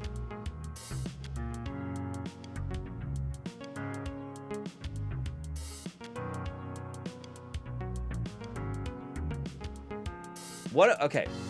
What am I actually... Can't see the menu. Should have timed me out. How about that? Oh, maybe I can do... No, let's try that. Because the other thing doesn't work.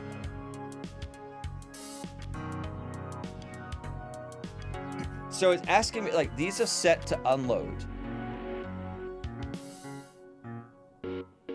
Okay, it's called pallet 3B. Yeah.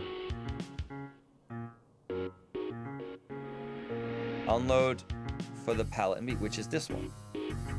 Is it a different? No, it's this one. It's literally this one. Like, I could see the guy doing it. He's literally doing it. Like, oh God, is it because of this other thing? Hang on.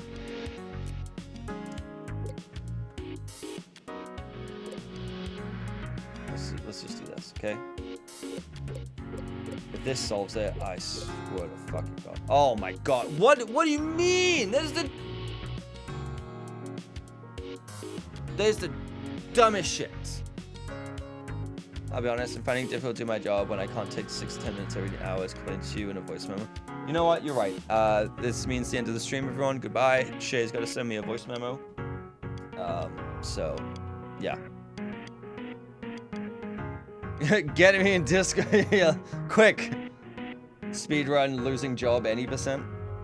Robin, I can't. The fact that it's like, I put the other things on, it's like, yeah, you can't progress. I already did it. It's now everyone's problem. Yeah. Yeah, see what I have to deal with. Okay.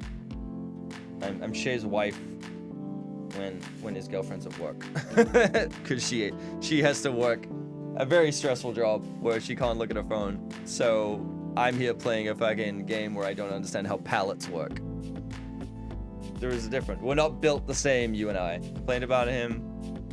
Complained to him about my work in DMs today. Maybe I should show it. Yeah, let's do it. You know what I want more in my life is sending more voice memos. You know what? It is my fault. I do like sending voice memos. I'm not gonna lie. It is kind of the best way to communicate. Even though the ones that Shay sends me breaks my phone and then I have to delete 7 years of history of messages between each other, but aside from that. Shows that you close the panel, observe your career at work. Pretty neat, huh? So, okay. I am going to remove you. Yes. And then I'm going to remove these from here. Yeah? Okay. Done.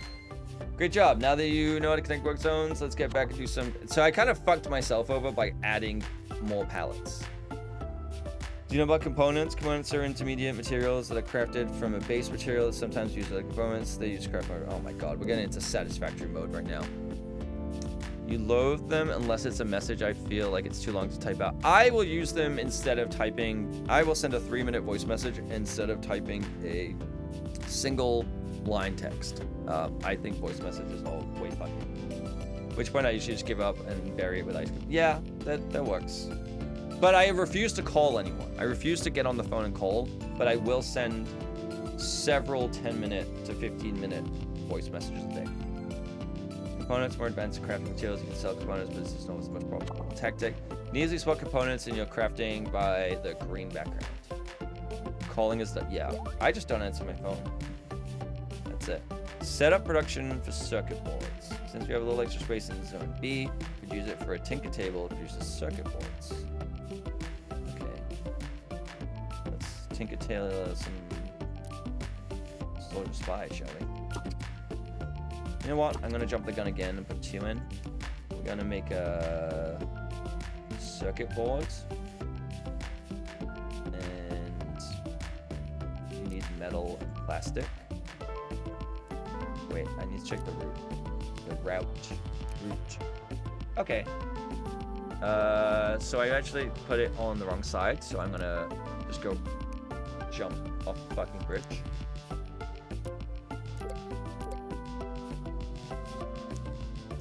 Just gonna build the tinker table on this side. There we go. And then you build a second board. There we go.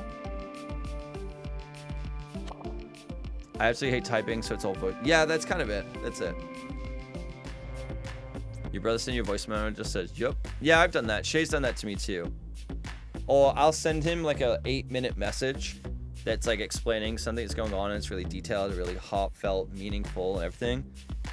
And he'll reply, he goes, yeah, anyway, I'm getting taller and gaining more muscle and my body fat's going down. And then that's it. That's the whole message. Or like he did the other day on his birthday when he sent me the voice message of just him eating cereal that I played for everyone on stream.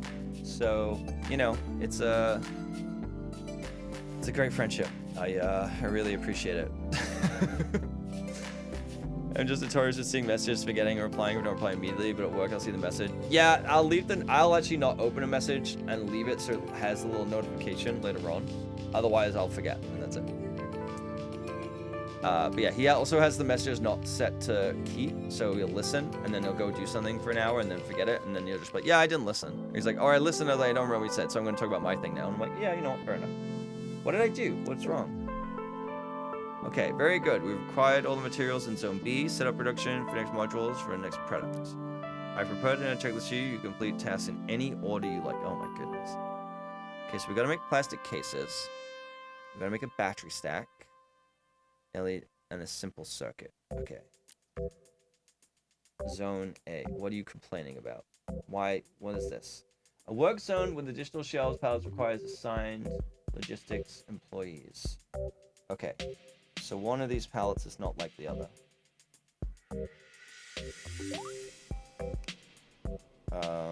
I guess I need... Oops. Nope. There we go. Alright. Problem solved. What is... No, there's a problem with this one now. What's the problem with this one?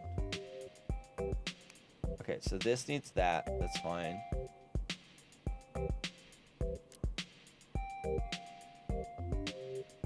You need plastic cases, which requires plastic. Okay, there we go. Okay, whatever that person's doing. Absolute main kind of energy. Sorry, let me rephrase that. Absolute very. I mean, those are the same thing. It's the same picture. They stress you out when you see it 4 days. Yeah. Like I said, when I wake up sometimes and I'll see emails and I'll just be like, nope, mark all as red. And I'm like, I really hope one of those was not important. Because sometimes I'm like, it's too much. Because I get a lot of like, especially like on stock market stuff, I'll get alerts when things shift.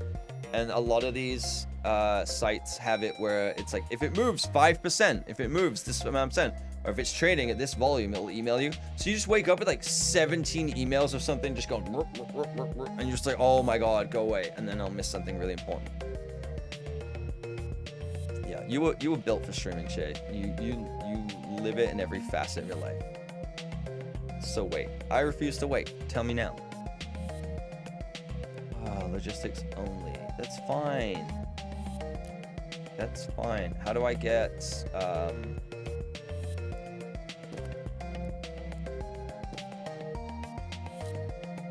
so what's the problem with this? It has no space. Oh, I guess I need to add a rule for you. And add a rule for you. I'm kind of doing this wrong. I can see how complicated this is gonna get real fucking quick. What do I need for batteries again? It needs plastic and chemicals. Okay. All right. I think I'm gonna get rid of this one. I'm gonna add another. I'm gonna hire someone to do another route. And add this one.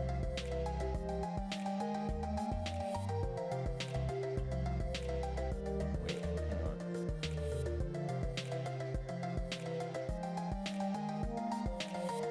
1, 2, 3, 4. Okay, no, I'm gonna do it. Let's do a new route. You. That's not what I meant. This one. Can I name this? Dump. Okay. I'm gonna add you and you and you.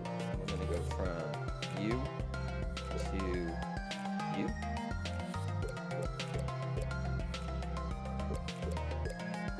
Go. And then, oh, what I do? Nope. I think I just palette A, and then go.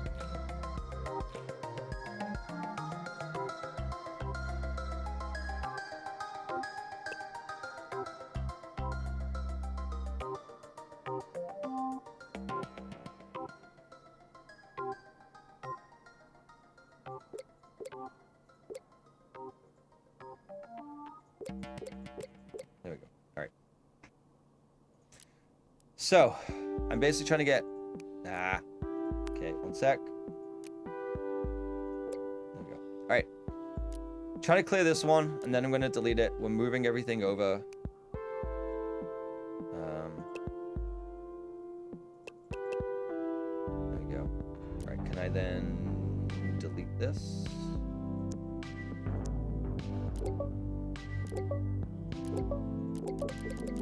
Maybe because it's on a route. I don't know. So wait, you like voice messages? Like is a strong word. Like is a strong word.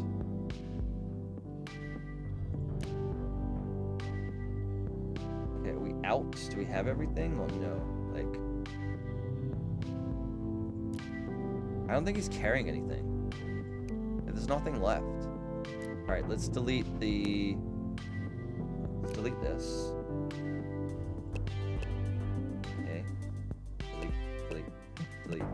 Delete.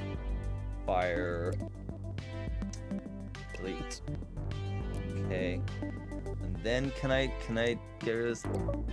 Why? Oh my god. Okay, what's wrong with you?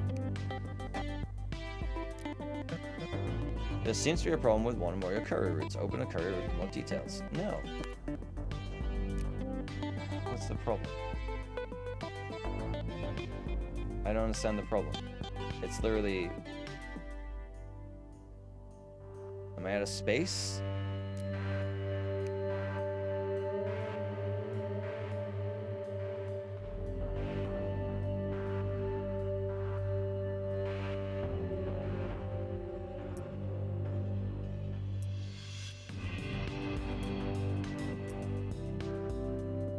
I'll be honest, I don't really understand this game. Let's... What is the problem? A work zone with additional shelves and pallets required. Yeah, I have 2 people. What are you talking about? I literally have 2 people. I'm very, very confused about, like, what's going on with this. Okay, so I'm gonna add... What, another tinker table? And on this side. There we go. This needs to be... So that's a circuit plastic. We need battery. And I need an LED array. And we're gonna need one more for simple circuits.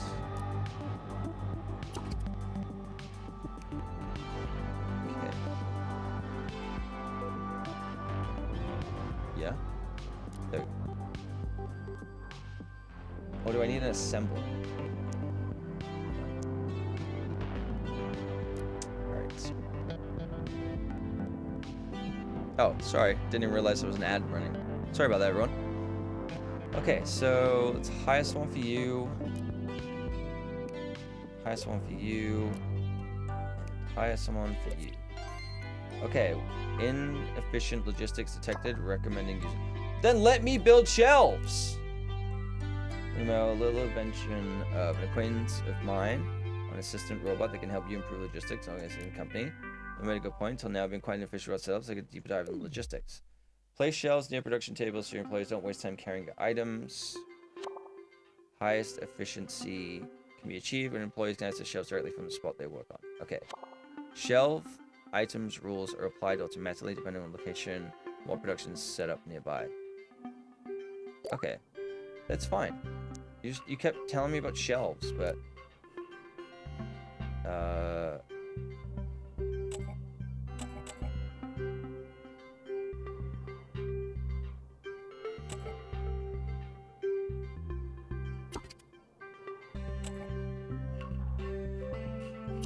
There we go. Alright. Maybe that's better. I don't know. Place a shelf next to the plastic cases. Didn't I just do that? Like... Is that not what it means? Place it by the pantries.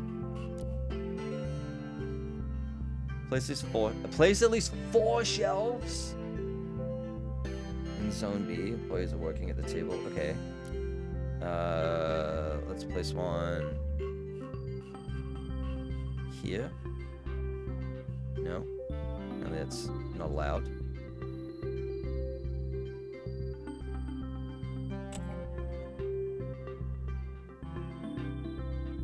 What did I do wrong?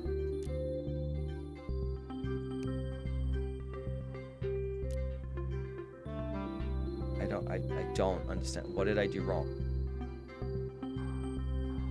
Oh, for fuck's sake. Okay. Can I move it? How do I move it?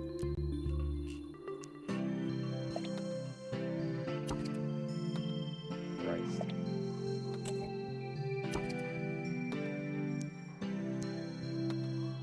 This game is so gigantic. There we go. Good grief. Open a corner shelf. There we go. Oh, Apple News. Let's see what terrible things are happening in the world. Yeah, no shit. Palestinians reject Trump's Gaza takeover. Why wouldn't they?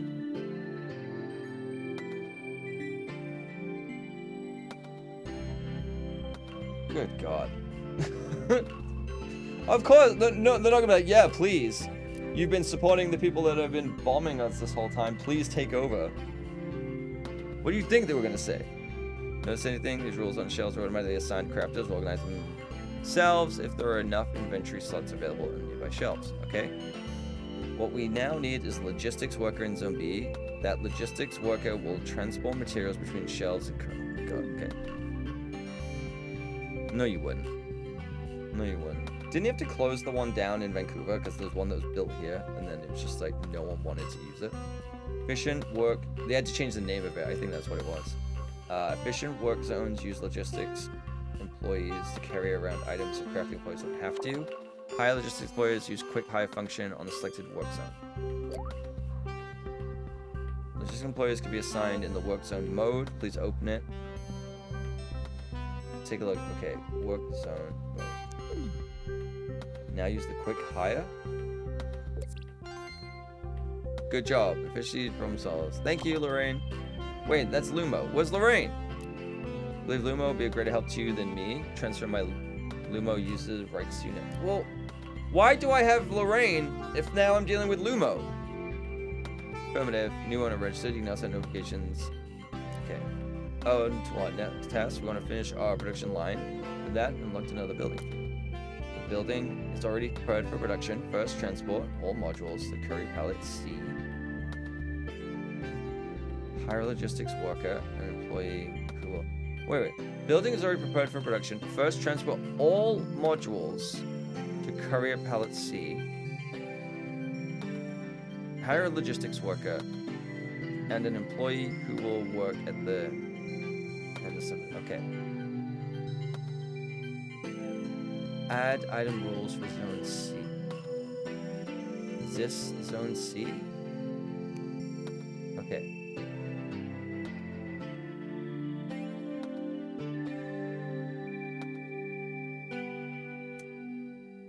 Hire a logistics employee. Set up the assembly for the personal assistant products. Courier route.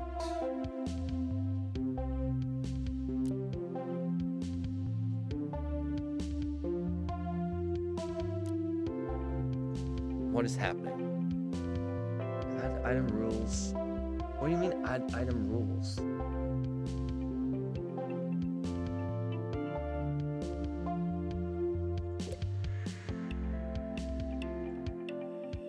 Add item rules for what does that mean?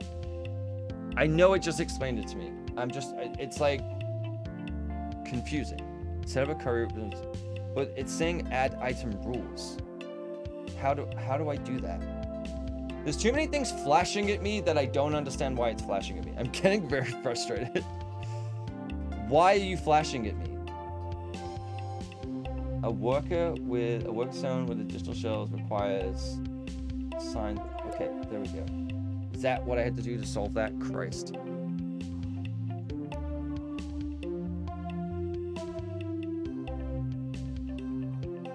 Okay, missing logistical connections. It's the perfect time to quit and play. Kind of, yeah, because I'm just. I think what it is it's throwing a lot at me. It's explaining a little when I need to do a lot more. It's like, oh, now you know how to do this, and then you go in, you're like, no, this isn't. You're like, oh, now you know how to do this, but then you've added 16 things. It's like, I understand the courier route, but item rules. What do you mean item rules?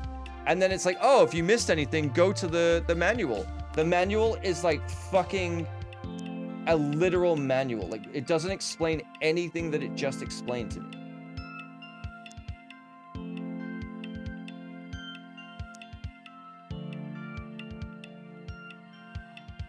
Like, none of this is explained. Okay, how do I...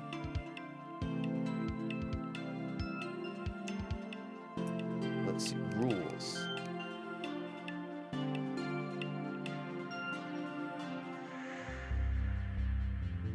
Like, which one?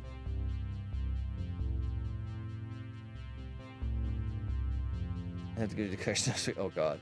Games cam, get good. If only there was a bar to search. I just searched! Which one? It brought up the same thing.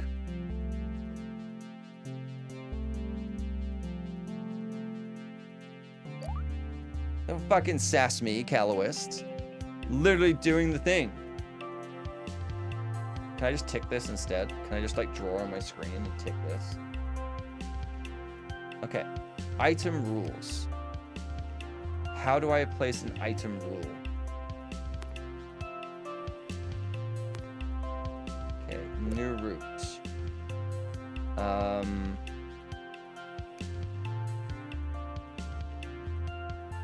Okay, now, oh my god, now it's a different fucking. Every screen functions differently as a UI menu, because this is what I was looking for. Because now I want this, this, this, and this. Okay. Because that's what I mean. I was like, that's why I was confused, because it was like add item rules in zone C.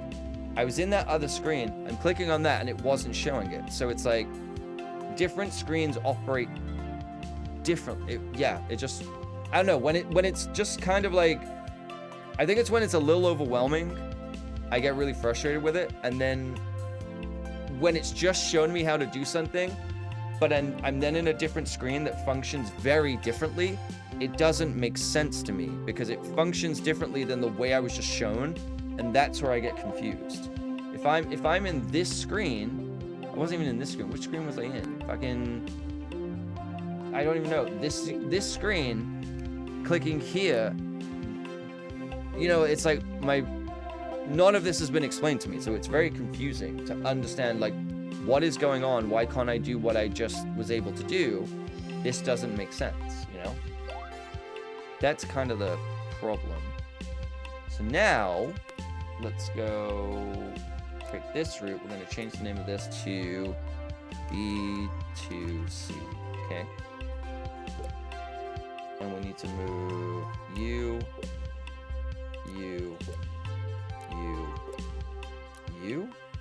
I'm going to add a courier pallet here. Just going to pick you up.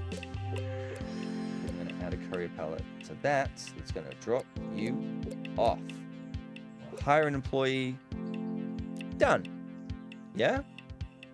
I think that's what I'm supposed to do. Set up the assembly for personal assistant product. There we go. And let's hire someone. Jesus Christ. We fucking did it, okay? We're geniuses. You're doing great, sweetie. I'd like to touch on the subject logistics one last thing. Production employees won't always make the right assumptions about which shelves to use. You can see a problem with the usage of the shelves in the handheld assembly table. I don't see a problem at all. The employee at this table would put the finished products in the same shelf they take the materials from. You want to manually set the input and output. Oh my god, okay, so that's what that is. All right, so let's go to the table. Let's do input here, output here. There we go. Okay, that makes sense now. I think maybe that's a little part of it too, is there's a lot of UI, because like all of this is grayed out, which is all stuff I'm going to need to learn. But it's in a lot of the layers of the UI, stuff is present that I don't have access to yet, and so it gets a little weird as well. This employee will supply the product at the shelf defined as output. Well, son, I suggest you to observe your production for a bit and see what's coming. Okay, so then, okay, Lumo, you have a suggestion. Earn 10,000. It appears you have access to work zone mode. If you select any work zone, you can hover over its icons, shelf icons, and click on them. This way you can see the logistics flow between equipment. You can even see where the items of a particular type are transported. What? Okay. Work zone mode.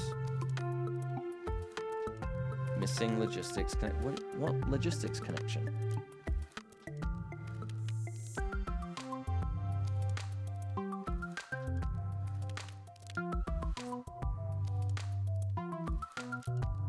Am I not already doing that? Like I'm What? Personal assistant. Okay.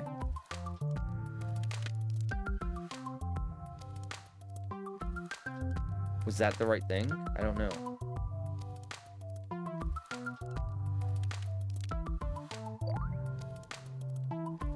I don't get this at all. Okay, so then how do I sell shit? What's your problem? Okay. There seems to be a problem with one or more of your codes. Open the codes panel and details. Okay. Can you show me the problem? Because what is the problem? I would love to know what the problem is.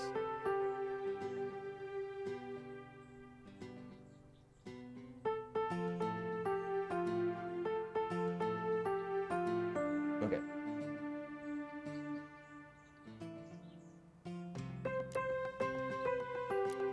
Let's just call this A to B. Just so we can know. Alright. I think I'm gonna get rid of this. Okay. I'm gonna let that empty out, I think. And then what I'm gonna do is make that one a cell. That might be the way to do it, I think. Okay, we're bringing Elon show. Yeah, let's do the Department of Efficiency by hiring 2 people to do the same job, shall we? And then manipulate information to the president to get something shut down for no reason. Okay.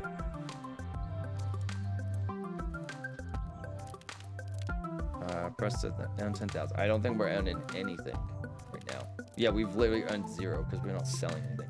Is this empty yet? Oh my god. Can you fucking hurry up? Can I delete this yet?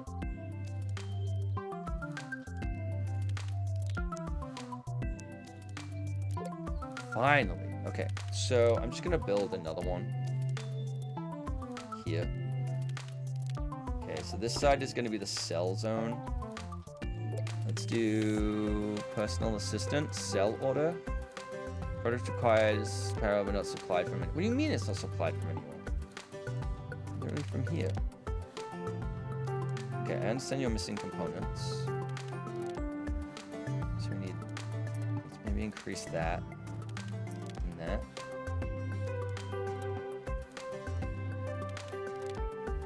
Maybe I just need to build more of these. Like, you're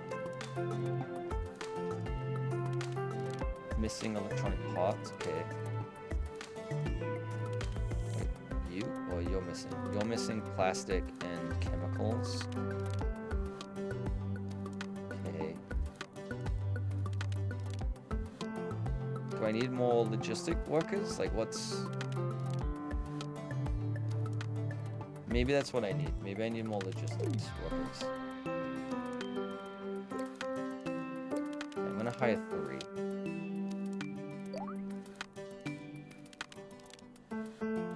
That might help. Why now? Why? I would really love... There seems to be a problem with one more career routes. Open the career route for more details. Okay, yeah, okay, that one. I understand that one. I put that one in place. Optional set sell orders for the modules. I don't want to sell those. I want to turn them into a personal assistant. Right? Which needs one of each of those things. This is receiving each of those things, which is being delivered here. Maybe this is full. This looks pretty full.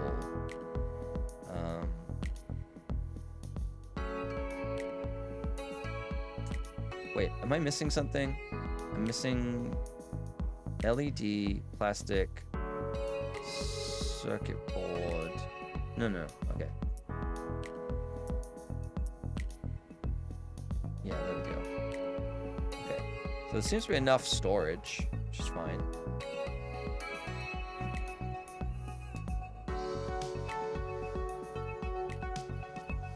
You're not getting... What's the problem?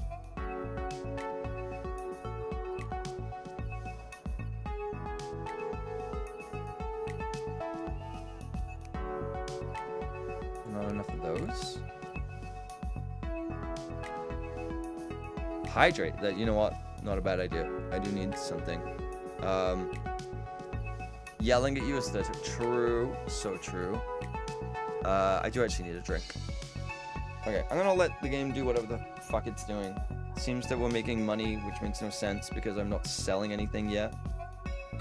So, how I'm making money, I don't know. But I'm gonna go take a quick bathroom break and get a drink. I will BRB.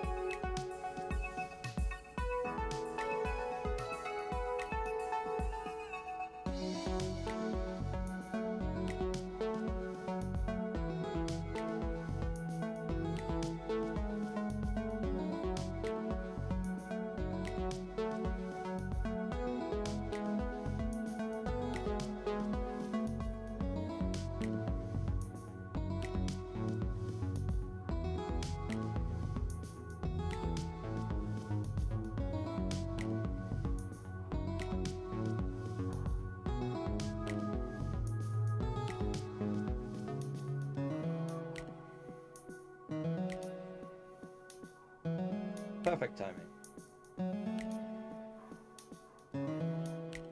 Hi, Havoc. How's it going? Sorry, I had to go browse Blue Sky for a minute, if you know what I mean.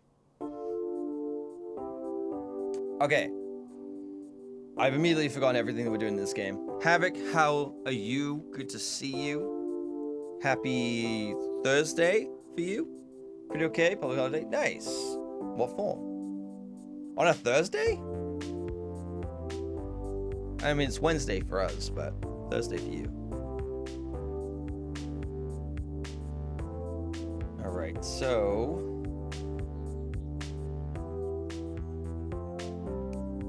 you are missing...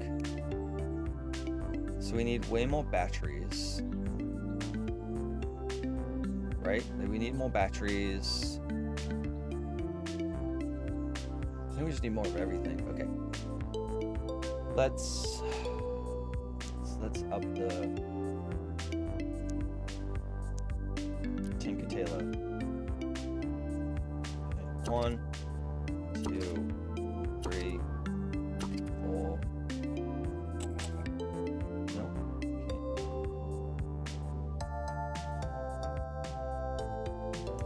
We'll make batteries. Let's do 2 of these. Let's do 2 of you. And then we need what? What are you doing? 2 of those. So we'll make you do LED. Make you do LED. And then we'll make you do plastic. And then I think I need 1 more of these as well.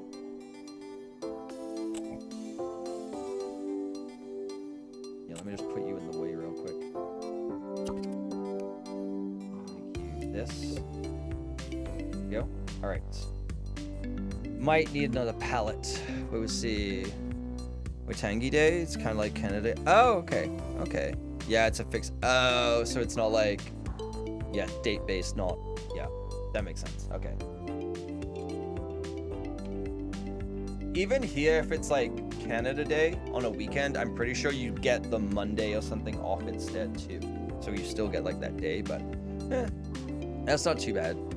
It's always just like random when it's like a Thursday though, right? It's like a random day of the week, and you're like, if it was Friday, I could have planned a week away. I could have like done something, but you know what? We take days off when we can, and hopefully get paid. The only downside of it, whenever I've been like a contractor, right, is I don't get paid for stat holidays or like bank holidays or anything. Sucks. Because the more you make, the more you don't get paid. Alright, this feels like it's getting pretty full. Maybe. Don't know why my voice broke, but it did. How embarrassing. Okay, you're missing plastic. Do I need more logistics? Maybe I need more logistics workers. Let's add... There we go. Let's add 6. And then let's add a corner shelf.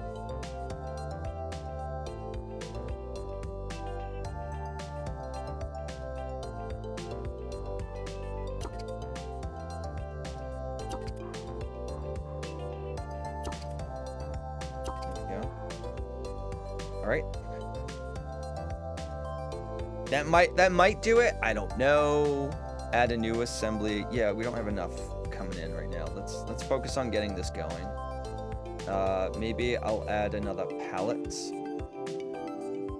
What I might do is another pallet to here to serve these people and just kind of have the same. Oh, I didn't hire someone. My bad. My bad. What's going on? So yeah, let's build a new pallet, even though I deleted it before. Like a chump. We'll put you here. And then let's go to our routing system. Let's go from, let's remove these. Okay. And A to B. We'll do, let's go, what? A to 3B. And then we'll create a new one called, I don't know. I guess we need this, this, this, and this. And then we'll go from you to you. So we'll call this a 4A to 7B. Keep it easy. Pick, pick, pick, pick. Drop, drop, drop, drop. You doing anything fun with the family then while you're away? You know, I'm gonna hire 2 people. And then I'm gonna do the same. Oh no, it's already 2 people. And then maybe B2C. Let's maybe add one more person. There we go. Hiring a lot of people. It's gonna get expensive. Okay. Wednesday is fine. Same Monday or Friday. Tuesday or Thursday is like, yeah. Because Wednesday at least breaks up the week. Monday and Friday, you get a nice long weekend. When it's Thursday or Tuesday, it's like, I think Thursday is a little better than Tuesday because there's nothing worse than coming back for a day and then having a day off and then having to get back into it again. You have nothing coming in now. Sorry, my sex life. But I do. Yeah. I have all these. This has a sell order, but we don't have anything going out. So I need a... I guess I can't do a... Okay, I need to do... Let's add a pallet. Okay. Add a pallet. Put it here. Okay, and this one is going to be just personal assistant. I'm going to add one more worker. And then I'm going to create a new path that goes from you to you. And this is going to be 8C to 6A. Just gonna take the personal assistant, pick up from here and drop off here. There we go. We'll add one person to do it because it won't be that much. Okay, well I think I'm kind of after all of the renting, kind of doing okay I think right now. It's just it takes a lot because it's like it just throws a lot of information at you. All right, I'm a very emotional person. That's why I'm not a good streamer or content creator because I'm not good at presenting or hiding how I feel, so I'm getting frustrated. I'm getting frustrated. I know these are optional, but I still have to kind of tick them off. Add a new assembly production personal system. I guess, I don't know if I'm producing enough, though. I don't know if I have enough. Like, I guess this tells me how many I have of things. Yeah. Why are you not getting... So you need plastic and chemicals.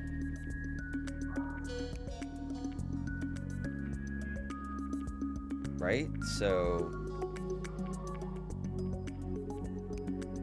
let's add... battery and this thing. And then you... I'll remove battery and this thing.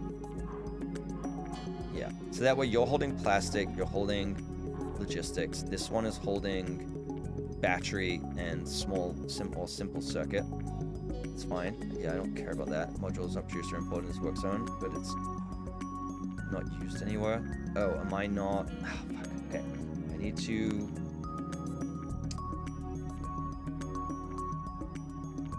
Okay, so I need to do a... I need to adjust this. Let's go... This is 3B. 3B to 5C.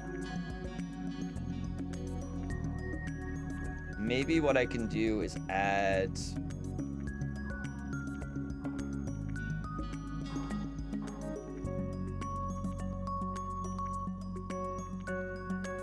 Let's add a pallet to the path.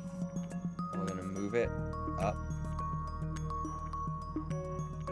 to the top.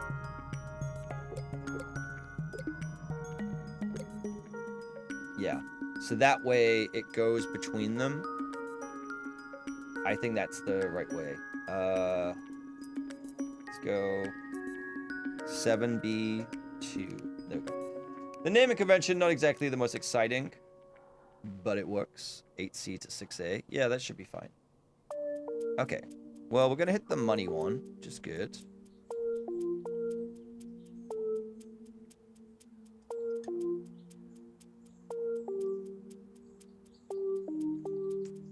You're missing batteries, but we should be in a good spot for this now. This is pretty full. How are you still missing materials? What is happening here? Is no one bringing this across?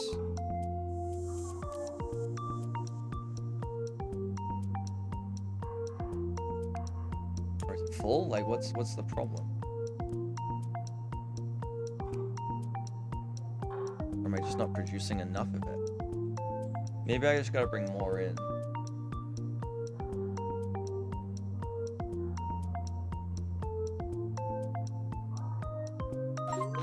Nope, I did something. Newsflash, get your eyes and ears ready.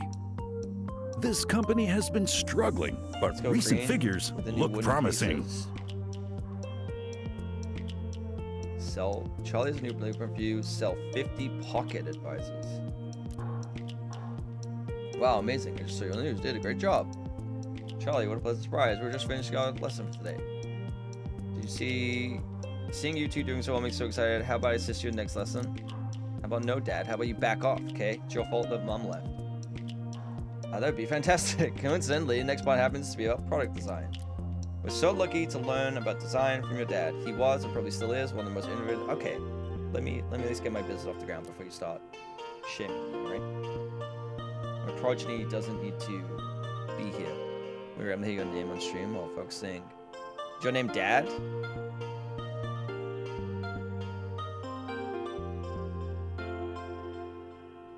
Thanks for the warm words, Carrie. How about you drop by once everything is prepared? Now I'd like to accompany my kid a little bit, just see how things are going. Did I say that? I don't remember saying it. Carrie gave you a nice design for those pocket computers, but how about we try something more ecological? Let's propose producing wood. Oh, the video. I wasn't listening, okay, Robin? How about that?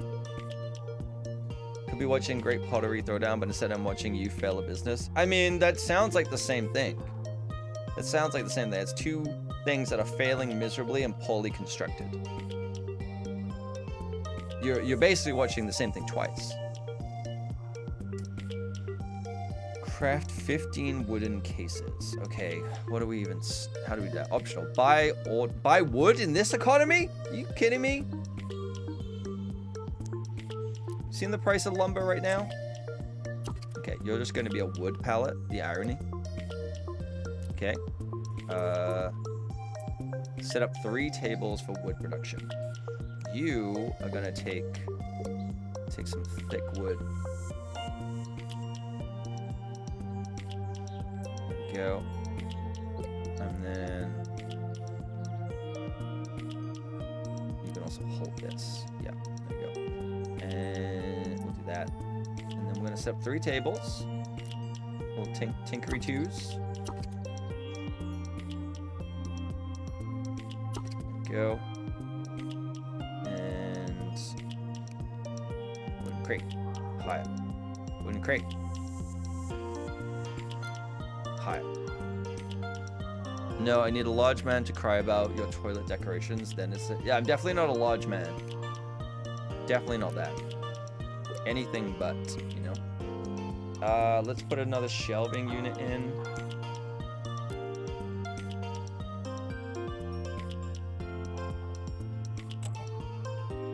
There we go.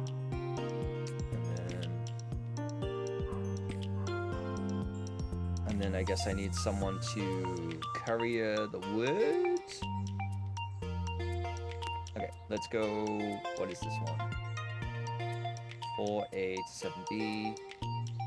And that's this one, right? Let's add you. And we'll move you up one. Oh, nope.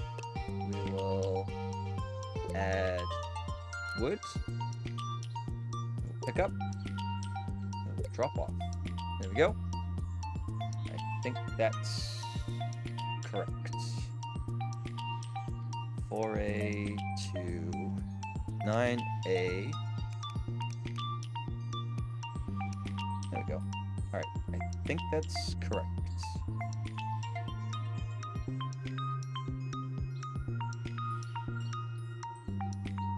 Right? Yeah. What's your problem? Why are you freaking out?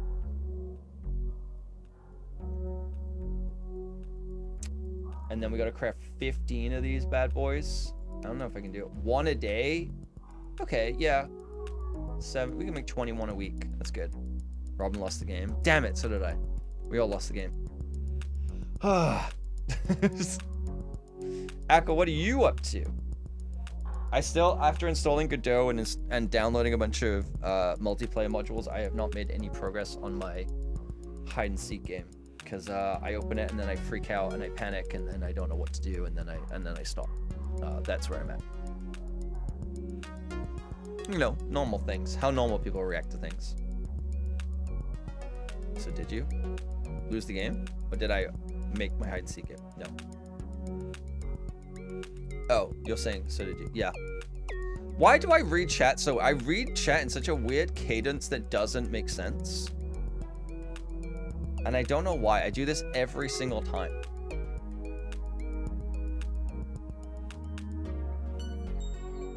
Okay, so now we're in the minus monies, which is great. You're not making fucking shit. Like, what's going on here? Like, what is actually happening? All right, I'm gonna...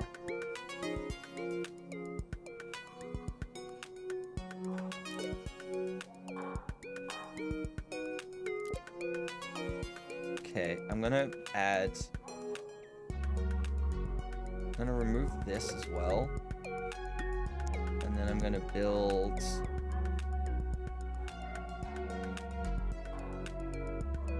corner shelf.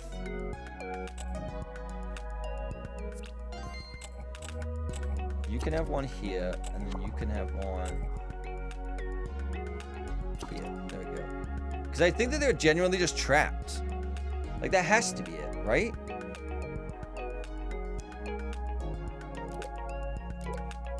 Yeah, they were just fucking trapped.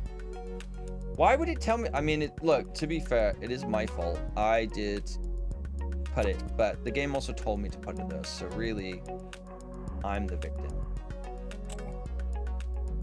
I might put you...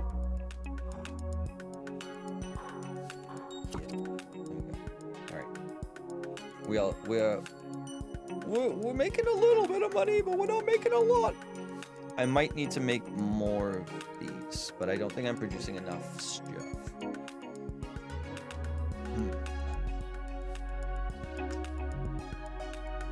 Glad taking the business. Couldn't be more proud of you. Words I've never heard. Wrote another blueprint for you. In the meantime, it's an improved version of Carrie's design. Show was diligent apprentice. Still, it's a good thing she ended up at the FBI. Doubt it. How about you sell 50 pocket advisors, then we call it a day? Dad, why are you doing this? Okay. Let's add a...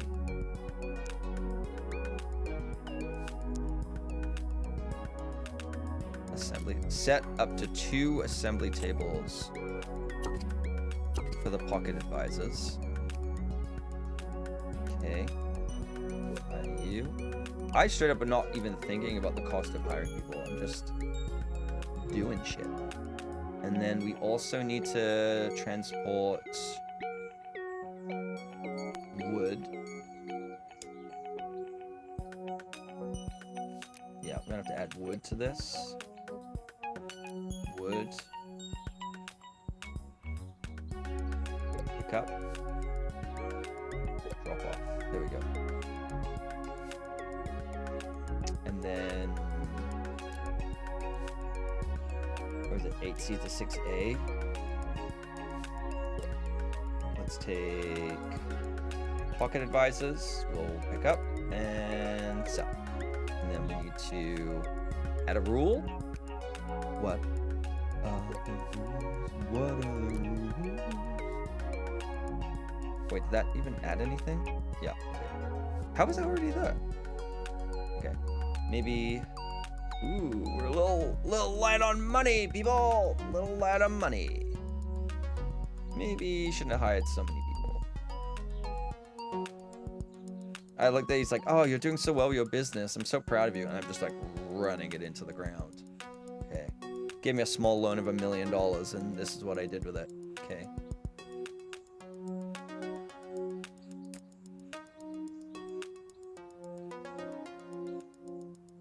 We should be okay. We should be fine. Set up 2 assembly tables for... Okay, I did that.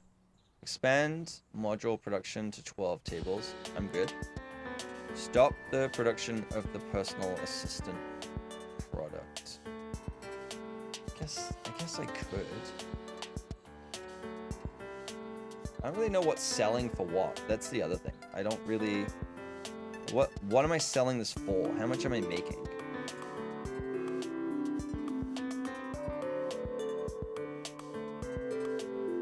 What does the pocket thing need? Doesn't need plastic. So I could get rid of my plastic production if I do that. That could help us. Okay, let's stop selling that then. Let's get rid of the personal assistant. Let's...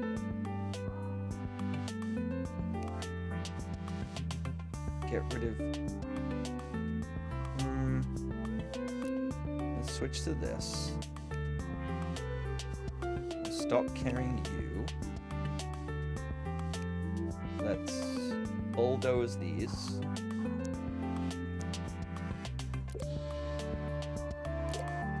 I thought I set it to fire on deconstruct, but I guess I didn't. Bye. 8 G's a day. I like the little G. Looks like the gamer points on Xbox. At least the old ones. It's like they're getting paid in achievement points. Okay. This should be okay. I don't think it's really going to help. Expand module production to 12 tables.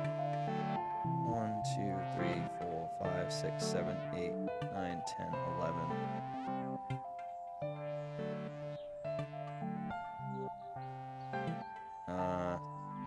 Yeah, might as well. Might as well keep this like this. And then... Alright. Oh, we're making money! We're actually making money now. I think that change might have helped. Big time.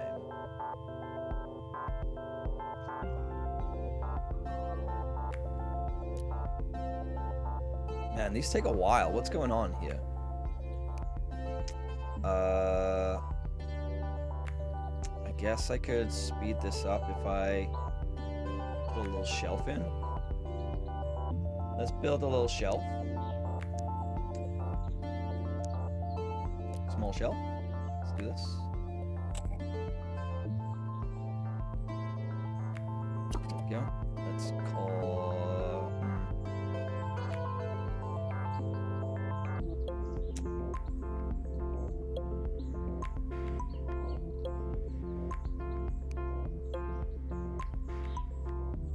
I guess it doesn't really matter.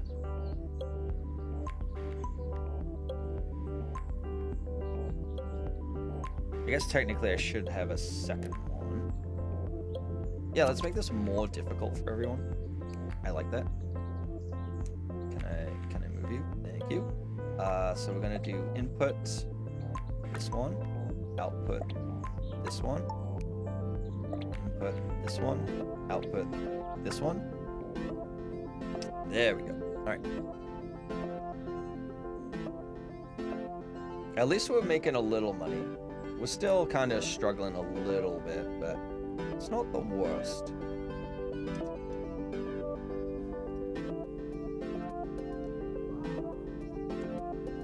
How do we pick up production on this, though? Why is this taking so long?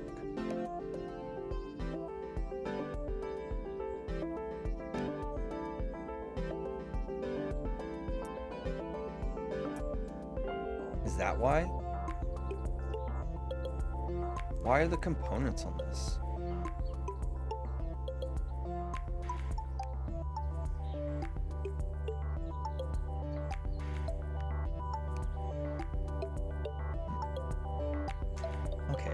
Money! Yeah, we're doing okay now.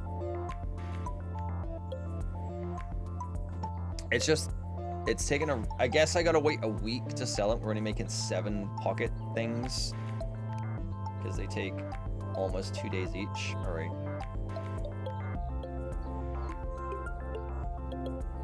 So they take 2 days. So we're making 7 a week. That's gonna take a while. Let's add... It's a decorative item that changes. Okay, I don't care about that.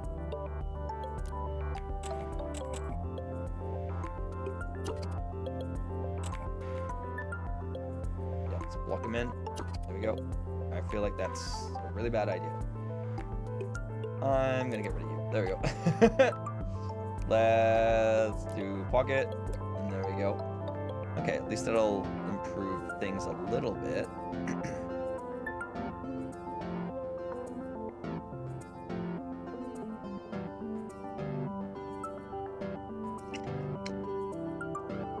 The wall? Are you thinking about the wall? Is that what's happening? We don't need no education. I like how I'm just like sleep at the wheel, doing shit. Yeah, I ain't helping. No, money. Money, money, money, money. Money. None of these are Pink Floyd songs, but, you know, this is all for Robin's enjoyment. Okay, so I just realized I'm playing it real time as well. That sucks. No wonder it's taking forever. 24. So we sold 10. That's good. We should technically sell more next week because I only start building this one. Pointing as if you can see where I'm pointing, but building this one. I guess I should connect this. There we go. Get out of the way. Get out of the way, Bojangles. The very first money a few minutes ago was close. I don't recall. I wasn't listening. Okay. I blinked since then. What do you want from me? You know, I gotta say, I do like the music of this game, though. Okay, so... I can see this game getting a little intense and complicated when I think there's things like conveyor belts and shit. We haven't even got there yet, but... Probably a good idea we did the career mode. But it's starting to make sense. It's a little messy, but it is starting to make sense. Which is not a bad thing. And we are making a little bit of bank. Man, I need to like come up with a business idea and actually run it. Anything but a regular job. That would be the dream. Saying that, this is just all stacking shelves and manufacturing, so it's basically the same. But I want Bojangles' job. Just absolutely asleep at the wheel, letting everyone do things. You know. Could have him help. Refuse to anyway. We gotta make 3 more. We gotta wait a week and 3 more. We're good. And then we move on. Are we still talking about the game? Game and life. Game and life. I don't know. Me and my friend Seth just keep talking about trying to retire by 45. And we're like, how? We don't have that much time left. We don't have far to go. One of your favorite bass riffs, that one? I think Robin just sent me the song in Discord as well, so I'll check it out. I probably will recognize it as soon as I hear it, but I just can't think of it off the top of my head. Yeah, I'm trying to figure out how to do it. I kind of look at that guy who went onto Reddit and he was like, I'm going to put $500,000 into MSTY and for 2 years and I'll have $3.2 million. And I'm like, 1, insane that you have that much money available just to do something that's stupid. But 2, I'm like, man, if it worked though, if it worked, kind of respect it. Because every reply on the Reddit thread is just like, tagging a bot saying, remind me in 3 years, remind me in 3 years. So you're the brat that's been stealing my customers? Yes! Mr. Goodman. It doesn't seem very good. Remember that run... I remember that rundown lot belonged to you. Don't tell me you decided to get back into business. No, I'm retired. Just came to say how my kid's managing. So that brat here belongs to you. You should know your place. Business is hard, and who knows what might happen. And he was upset. All right, threatening me. Pleasure talking to you as always. Unfortunately, I have to go now. See you later, kid. Just as cowardly as ever. As for you, kid, you should pull out of this business thing while you still can. You don't stand a chance against good old Goodman. It looks like your work here is done for the day. The game's like, anyway, move on. Bye. You're introduced to the entire Dark Side of the Moon album at 10 when your parents took you to a planet ceremony. Watch this insane visual show of that album. Yeah, being introduced to it at that age in that way is probably the way to do it. That is for sure. Okay, we 3-starred it. We did it. We're the best. We are the best. Give me a sec, actually. 1 sec. Oh man, that KVM switch is the fucking dream, dude. You gotta love it.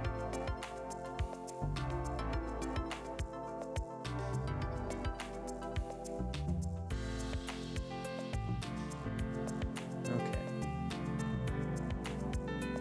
Most definitely. Oh shit, I didn't even realize the time. I went over by a lot. Well, not by a lot, by like 15 minutes. And I didn't finish early, but I was supposed to go to the gym like 45 minutes ago. So,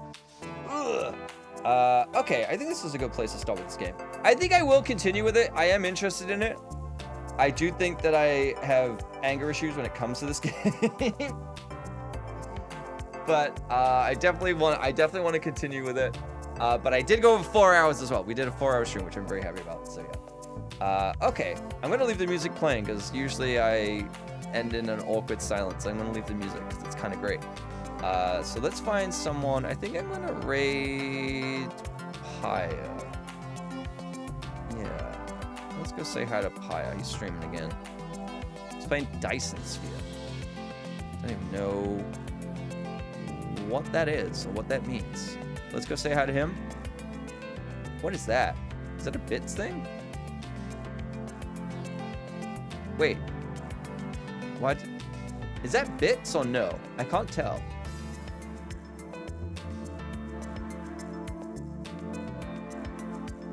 I don't think it is. I think Robin's just saying 25.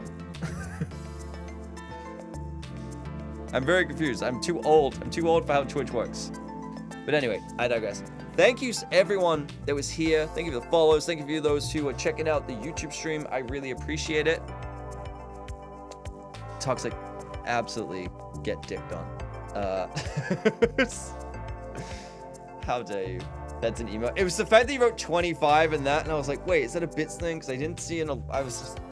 My brain is just kind of fried. I've been doing logistics and business all day, Robin. My dad is finally proud of me, and Mr. Goodman's yelling at me, okay? It's been a business kind of day. I don't know what I'm doing. Anyway, I will be back on Saturday. Thank you, Robin. I'll be back on Saturday for a 10 a.m. stream. We'll probably play a little bit more of this. As usual, I'll just yap at you for a decent amount of time, and we can hang out. But thank you everyone for being here and watching and watching me get frustrated at a game because it's just a fucking game. Go say hi to Paya. He's playing some Dyson Sphere.